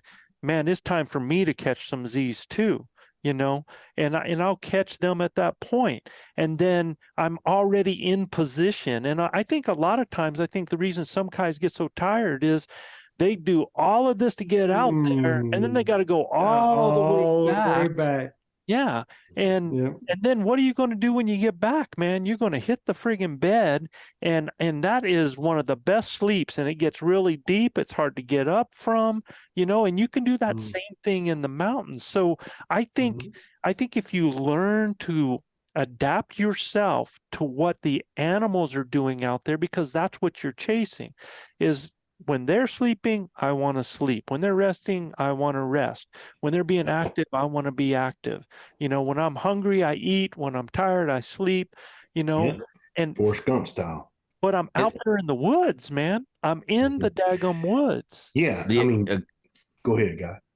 A good example of what Joe was saying, right, is if you're hearing bugles, call it from 5:30 in the morning to 7:30, 8 o'clock, and then you're said, okay, well, we heard those bugles, we know what time this is, and you got a 3-mile pack in, 4-mile pack in from camp in some pretty heavy country, but you're waiting until 5 o'clock to get up to make that pack in. You're wasting that time, right? So get up a little earlier, get to where you need to be when they're active in that window of time. And then when they're not active, go ahead and kick the feet up, put the head on a log or the pack and catch some Z's then. Right. But don't wait until, it's, 5 a.m. rise or right before sun, no, you got to be where you need to be when they are active. I think that everybody needs to learn how to do a power nap. Yeah. Good 15-minute power nap. Yeah, just to have a 10-minute power nap. Yeah. Yeah, absolutely. Yeah, now we both do that in camp a lot. We get in there, we don't stay in the barack for 2 hours. We take a 30-minute power nap and get back up. And I was saying last year, Joe, Larry Gill and I made this unbelievable ascent through this horrible deadfall to this top of this ridge. And I mean, it was brutal, absolutely horrible. And we get up in there and it's like 9:30, 10 o'clock, 10:30. And I'm like, man, I'm tired, And I'm like, are you tired? He goes, yeah. I said, well, let's get us a little bite to eat and sit down here and let's just get quiet here in the woods. I said, I'm going to take me about a 15, 20-minute nap. And he's like, okay, sounds good to me. He goes, I'm tired. So we just laid down, laid down. Animals walk in on you, huh? Oh my gosh. I hear something kicking around below me and I'm like, bear. I'm like, oh my gosh, I got a bear walking in here on me. And I look up, and when I look up, it's a mane of a bull. I can see this brown mane coming out of the bushes, and I'm like, oh my God, that's not a bear, it's a daggum bull. And then he turns his head, and he's a pretty nice 5x4, turns his head, and I'm like, oh man. And I see some legs walking up behind him, and there's 3 other bulls, 4 bulls together walking up the ridge. They ain't 25 yards from me. And I'm like, oh my God, how am I going to manage this? Larry's asleep, I'm like, good night, nurse. I said, I'm just going to have to let him walk on by us. I said, that's the only way I'm going to let this go. And I happened to have my wind snuffer bottle in my pocket and I pulled it out and hit it and the wind's going the opposite direction. I'm like, oh my gosh, how could we get this lucky, right? So the bulls go right on past me. I reach over and grab a stick and I throw it at Larry. Hit him right in the chest with it, about scared him half to death. He woke up. I said, I had my finger over my mouth. I'm like, shh. I said, bulls, 40 yards. And he's like, his eyes got that big around. I said, get your bow. So he rolls over and real calmly gets his bow, gets an arrow nocked. I take my bugle tube and I'm laying flat on the ground and I go, yeah. Yeah, man, it's like a herd of buffalo coming off of the mountain above me, man. Here they come and they stop 25 yards. I look, Larry's at full draw. I'm like, oh, dude, this is it. This is it. I mean, I'm ready for him to send it. And Larry decides to pass or didn't like the shot or whatever it was. But again, man, we were asleep. That's how fast that turned around. But it's because we were in the woods, not because you're back in the woods. Truck or not back, at camp. So there's 2 things. There's 2 questions I really want to get to in these next 20 minutes. So I want, and one of them is going to be on cues, and the other one is this, because there are people that need that mental, physical break sometimes, like what Guy was talking about. So with such limited time, man, what part of the day or the hunt and I'm thinking archery, and we can take this to even rifle if you want to, but and I think it even really applies sometimes to rifle, man. What part of the day or the hunt would you use to be able to get that break? If you were to give yourself time off during the hunt, what part of the day would be best to do that, and why? Would it be a whole day, or as a way to do that within the hunt where you're still utilizing the best hunt time? I would cut the morning. I would hunt the morning, early in the morning, and if I don't see, movement, hear something or sign, I would go back by 8:39 and then take a good rest till 3:34. Go back, like 5 or 6 hours. Okay. That would be enough. So Manano's the morning period, resting in the middle and going back in the evening. Anybody else? I guess it depends on how far gone you are. Yeah. For me to That's answer it. what I was going to say. sorry, Kai, I was about to say that because this past season was brutal as far as getting to the area where they were. So I put together almost 80 miles, taking out the day that I used the bike. So I was tired. I was pretty tired. Okay. Like I took one morning, but Guy says it all depends of the area where you hunted And how bad you feel. So, Well, so I what meant, want I people meant to how hear- far gone you are mentally. Yeah. Okay, so but the question is, what part of the hunt would it be, a day, or there would be a part of the day if you needed to take that break that you feel would be the best time to still give you quality hunt while you're doing it? So Manano's Again, like it would- hunt the morning. Yeah, it would It- depend on how bad I'm- I'm feeling. If I'm mentally spent, my tail's been whipped, I've been so close, and it's like them 3-2 counts when you're a pitcher, man. Every batter, you're going 3-2, 3-2, 3-2. These are pressure pitches you're having to come up with to get out of these jams, right? So when we talk to our athletes or my females that we coach in softball, a game that looks really easy for them, even though they're winning 4-0, they've been in so many tight jams with the bases loaded. All of those pressure pitches drain them, right? They drain their mentality, they drain their physicality too. And it's the same thing with us on the mountain. All of the situations we put ourselves in, especially if they're stressful, especially if we've been so close. I can't tell you how many times I've been with Joe and we get so close I want to cry. It's like, man, how in the world did that not happen? RC and I in Canada, how in the world did we not put our hands on that bull? We were so freaking close, 3 days in a row. What were the most productive parts of the day on that hunt? Where were the morning time was the most productive days. The most productive in the morning, right? It was the most productive for us. So Okay. if we were going to take time off, and we did. We took a day where we didn't even go out that evening. We actually went grouse hunting and moose looking and stuff like that. And that helped a lot. So what would you like for me, my most productive times that I feel like are morning Yep. and midday. I feel like if I am getting on critters in the morning and I'm following them to their bed, or I get in that midday madness right in there, I think that is probably the most productive. Prime time. Yeah, Where I agree. Especially as a bow hunter, because I don't really like shooting something real late at dark, because then you got all the tracking problems that come in with it. If it's a marginal shot, you got to let them lay overnight. When you shoot something in the early morning or mid morning, or even in the afternoon, you got all day to mess with it. I'm just saying that, look, if I'm not going to do all day and I have to take something as far as a break, I think I can still get in quality hunt day by doing that morning, that midday to that afternoon, and then I can actually get some rest and even maybe do some night bugling and be ready for the next morning, just because I've relaxed in that evening. Because if I've had any time that is the least productive, it's waiting, unless you know how to to get in those transition areas. Bedrooms. I find that most people are really find themselves, I hate to race the sun. And I find it's always racing the sun. We get on a critter, we get on them, and man, we're trying to get into them. And while we still have shooting light, right? And then light. A lot of times you end up in a situation where I think if you were anything and you got one located, you should probably just back out of there and get out there and go get it in the morning, man. Put him to bed. Right. Yeah. Mm-hmm.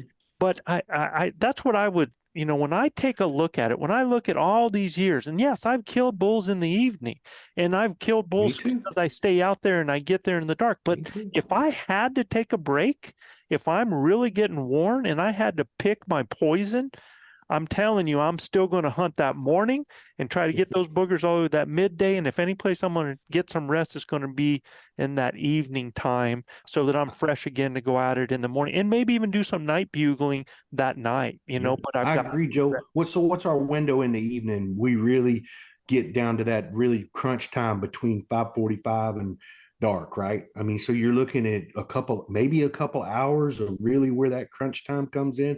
Those bulls are coming down, they're sounding off up there. I mean, even in this rifle season, they would come down and it'd be slap dark 3-4 minutes past legal shooting light before they pop out. I think a lot of rifle hunters lose out because they're not out there trying to glass them up in beds, man. I mean, I think. And then, so what are they doing? They're waiting for that last 15 minutes of the golden hour for an animal to come out into a park so they can get them, right? And run out of light. Yeah. Now, the great thing about the rifle season is the days are shorter and the nights are longer, so you get more rest. But you talk about archery season, y'all. Archery season, man, it's not getting dark till friggin' 9 o'clock, right? Man, in Canada, they don't get dark till 11 o'clock. Exactly. Yeah. So you can hunt all day and most of the night. Have to cook. So, and then Banana says it, Joe. Go ahead, Ty. And I'm making an assumption, right? But it sounds very base camp oriented the way we have presented it so far, right? If you're living out your pack and you're backcountry,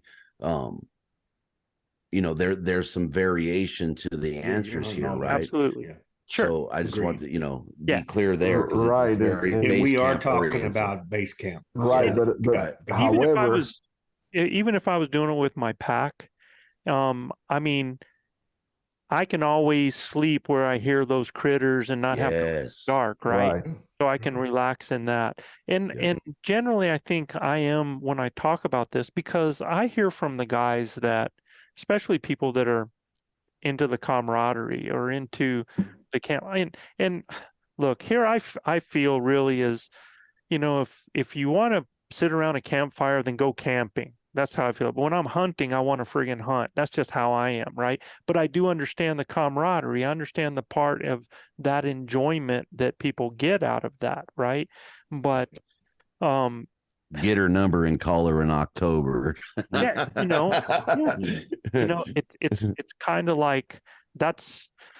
I just feel like if you really need that mental break and you have to have that, I want to give people what I feel is the best time for that to happen. If you're going to, even if you're leaving and you're going into town because you need a change of venue, man, or, you're just going to kick it with the other guys and just relax it for a little bit in the evening and then get yourself out there in the night, do some night bugling, and then get ready for the morning again, just to gather yourself. So this is just, again, for this section on the mental elk part of it. Am I saying that you need to hunt in the morning and noon and then give up in the evening? No, I'm not saying that.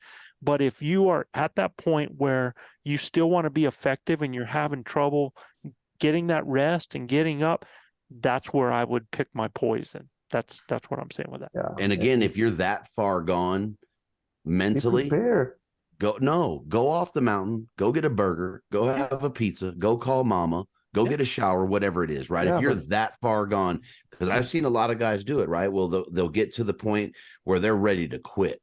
And if you're at that ready to quit point, just don't quit. Go down the mountain, refuel, get some comfort food, or get RC to send you some cowboy cobbler and, and legitimately take that day. Right. And it's a regret. You're going to miss that day, but it is what it is. At least you But- kept hunting the rest of your Yeah, hunt. but another thing is you have to be comfortable in the woods. I would say that 5 out of the 7, 8 days we had, I stayed the whole day in the woods. But I got my hammock, and Yeah, exactly.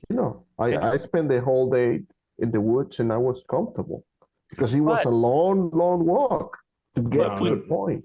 When Luis does that, what does he say he's missing out on, man? I mean, he'll go hunt hard, but he says that he really feels like he missed out on in The that camp life. enjoyment of camp, right? Yeah. So, Yeah. Yeah. Yeah, Yeah, well, and he must have like a comfortable AAA Exactly. bedroom. Yeah. I enjoy my hammock, but that's the way I rest in the woods. So, Some of the cues for me, though, Joe, when I'm up against it, man, is I know I have to pace myself through the whole day, right? I got enough in the tank, and I have asthma. I have a lot of other things that I know that I have to do to make myself be able to, when it's time to go, right? So I take it easy. I try to absorb the sign, really analyze the woods, analyze when we're in somewhere. I'm constantly thinking, okay, well, this sign is this, or what are we picking up here? We're constantly trying to read the area and read what's in front of us. So I go slow, man. I go slow. I take my time in the area. We really dissect it. And then I really dive into looking deeper into that, right? Trying to find a bedroom as well. When you can find these bedrooms and stuff like that, those are like magical places that are going to turn any day are going to turn huge, productive, right? And when you can find those areas and the elk are frequent in them, you're going to be a lot more successful. And then you can really go slow, spend your time in those areas.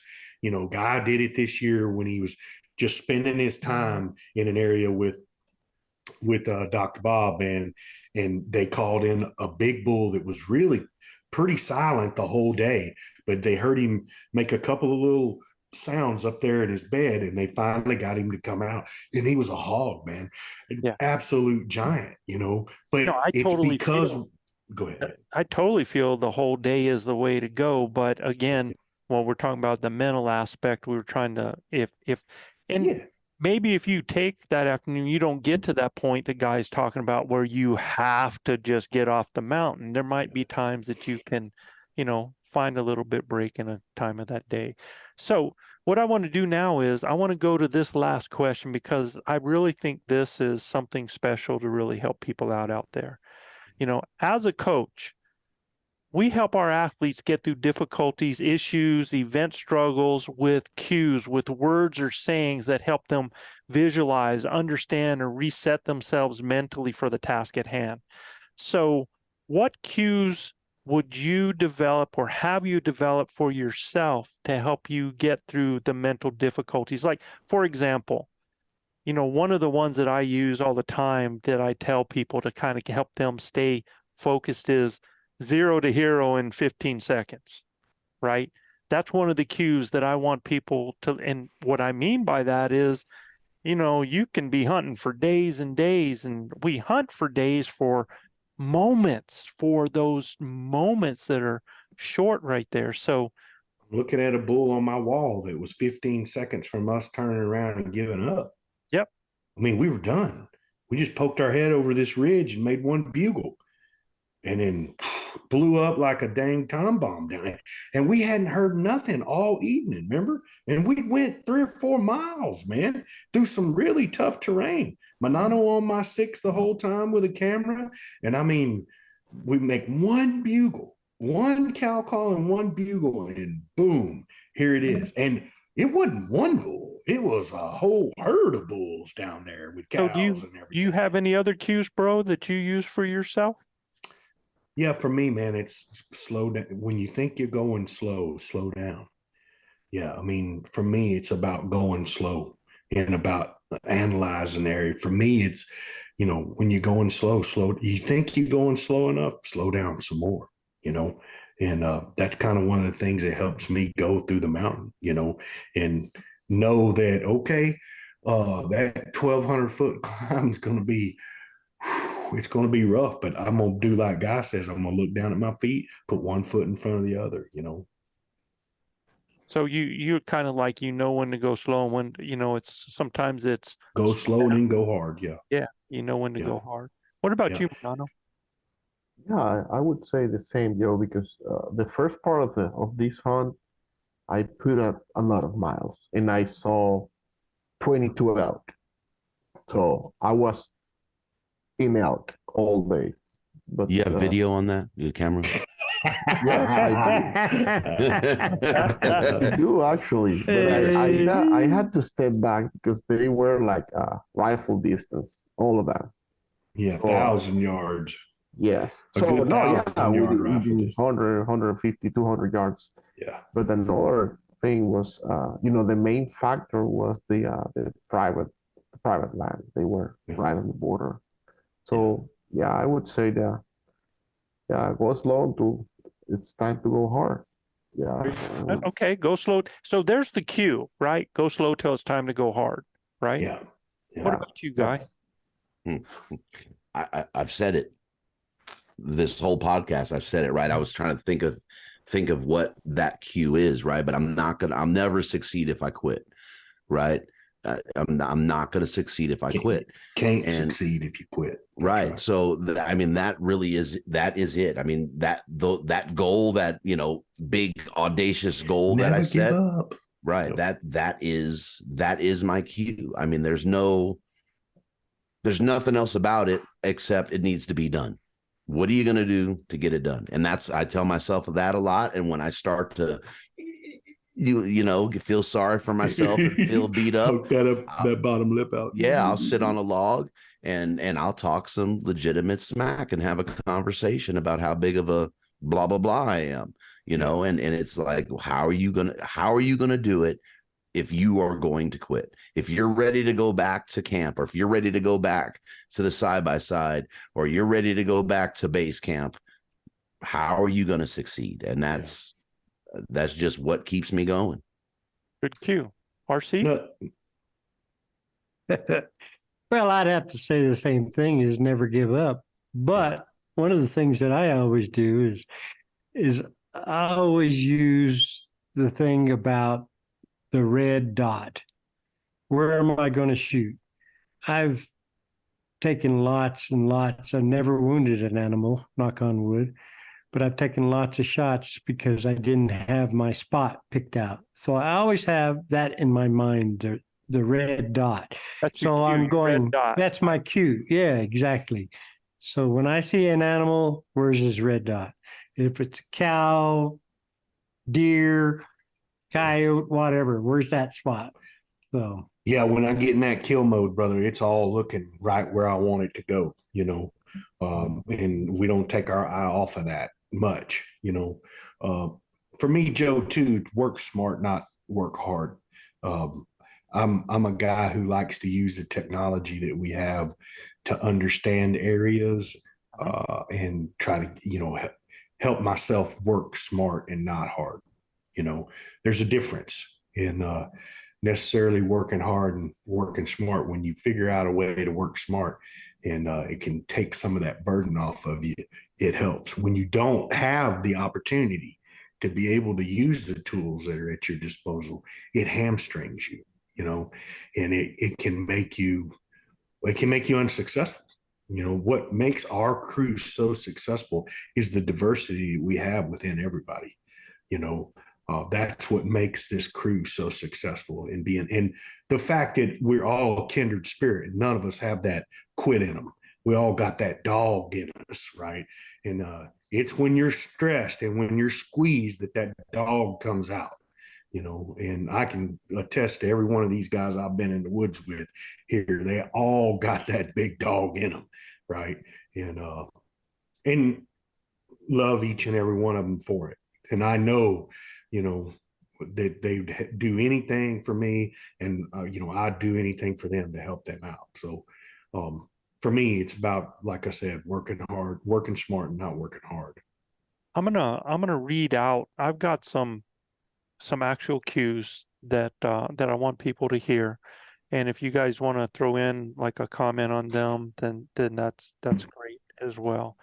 But here's some of the cues that I constantly try to think about, or things that are going through my head or that I tell other people.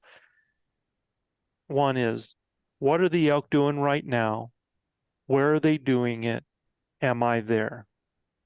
And that's something that goes along with another one that I tell myself that's right along those lines, is that don't hike and hope, hunt. So if at any time I find myself walking without, Hunting. I'm going, man, Exactly. am I just hiking and hoping, or Exactly. am I actually hunting? Yeah. Again, I go back to, what are the elk doing right now? Where are they doing it? And am I there? Because again, you got to be in animals to be able to hunt. Like the basis. Yeah, RC and I hunted an area this year together, and I bet we did a lot more. We didn't hike a whole lot. We hunted, man. And I mean, we hunted every little sign that we could find. I remember going through some really tough downfall and stuff like that coming out of there. But when we hunted our way into it, it was very evident that the elk had been in there and had frequented that area quite a bit. But, and we had the wind, we had everything we really needed to be successful, just minus the elk. They didn't show up, and we called and did what we knew to do. And, they weren't there, but we slipped in there real quiet. Like I said, for me, it was hunting. Every step for me is a hunt. I'm trying to find something that's that sign, trying to get in there and go slow.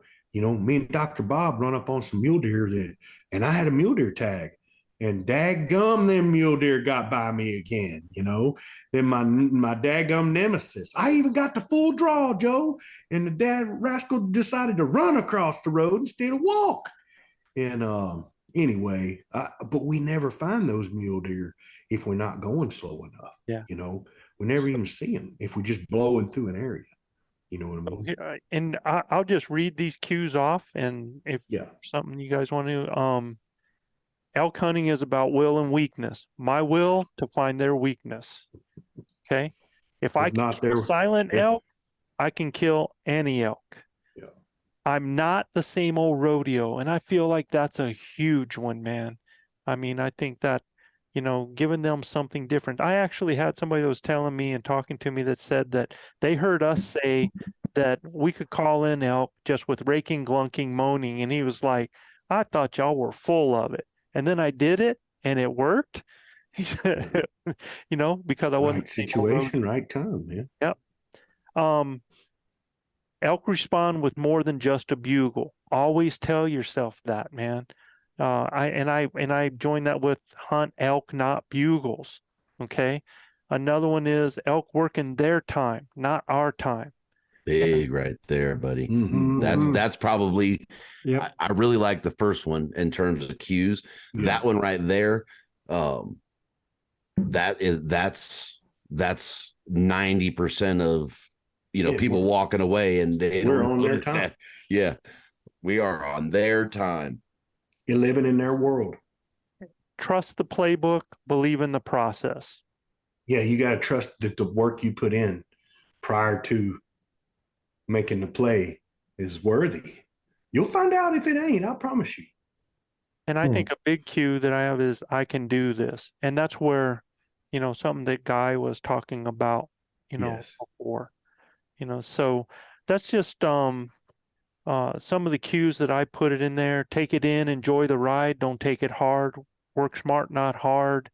And all those things that we were talking about, these are cues that, and you each got to find these. You got to find them that when you are when you're struggling mentally out there, when it's just starting to be just a grind. The grind comes from, being out there day after day and, doing the early mornings and doing the late nights, and that's just the grind right there. But that doesn't mean that it has to grind on us mentally. I think a lot of times we do that to ourselves. And I think we can actually, life is 10% what happens to us, and 90% how we take How we it. deal with it. Yep.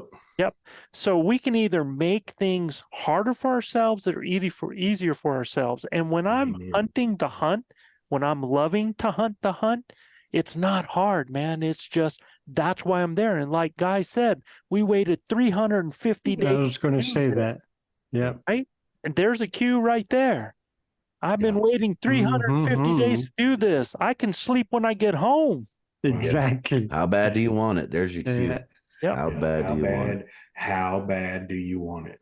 So when we come back next week, guys, what we're going to do next week is we're going to talk about the most common mistakes that we saw and that we're seeing and that we're hearing about, from folks out there. And we're not only going to give those mistakes that are happening. Again, we want to talk about solutions as well. We want to point those out because I see so many of them and I hear so many of them. And when I say mistakes, are we saying that people are doing things wrong? Well, these are things that we feel people do that hurt their success. You can still do these things and still be successful. Trust. But 15 seconds. 15 seconds. But to be consistently successful year after year, there's some things that you got to kind of get out of your system. So that's going to be next time.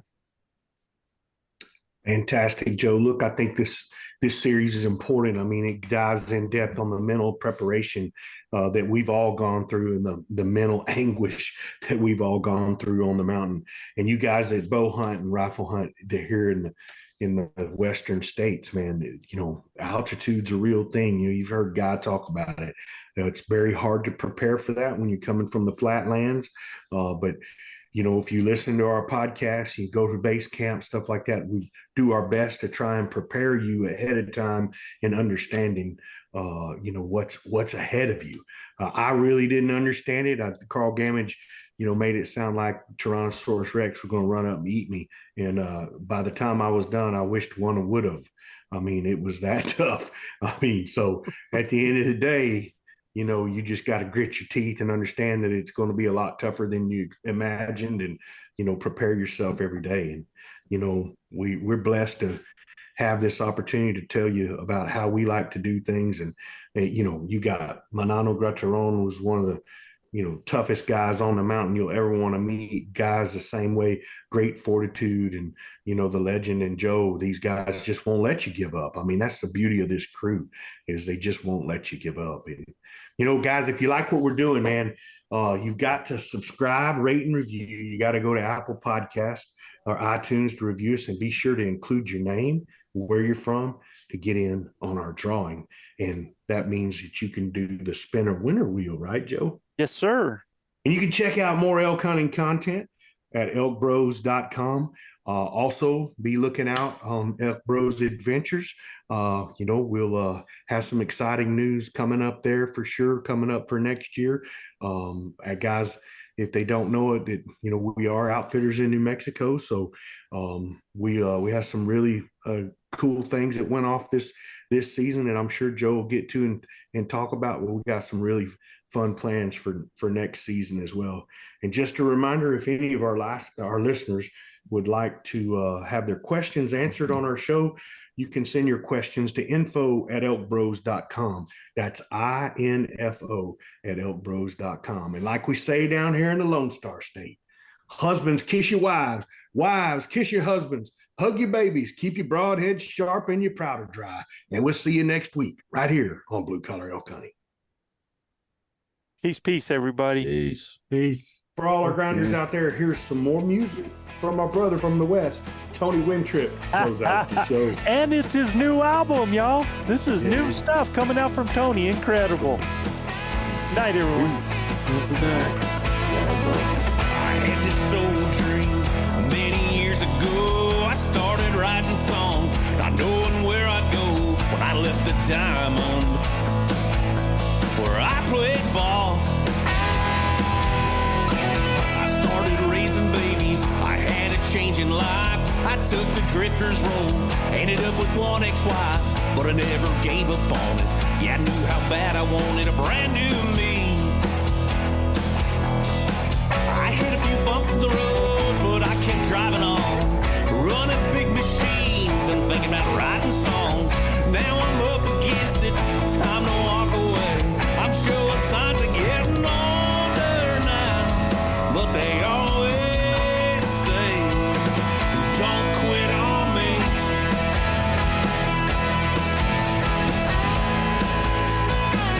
Don't quit on me.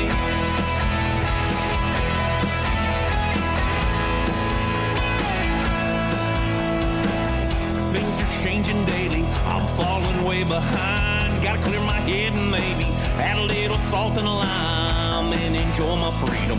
Got a few wanna love, wanna leave them upside down.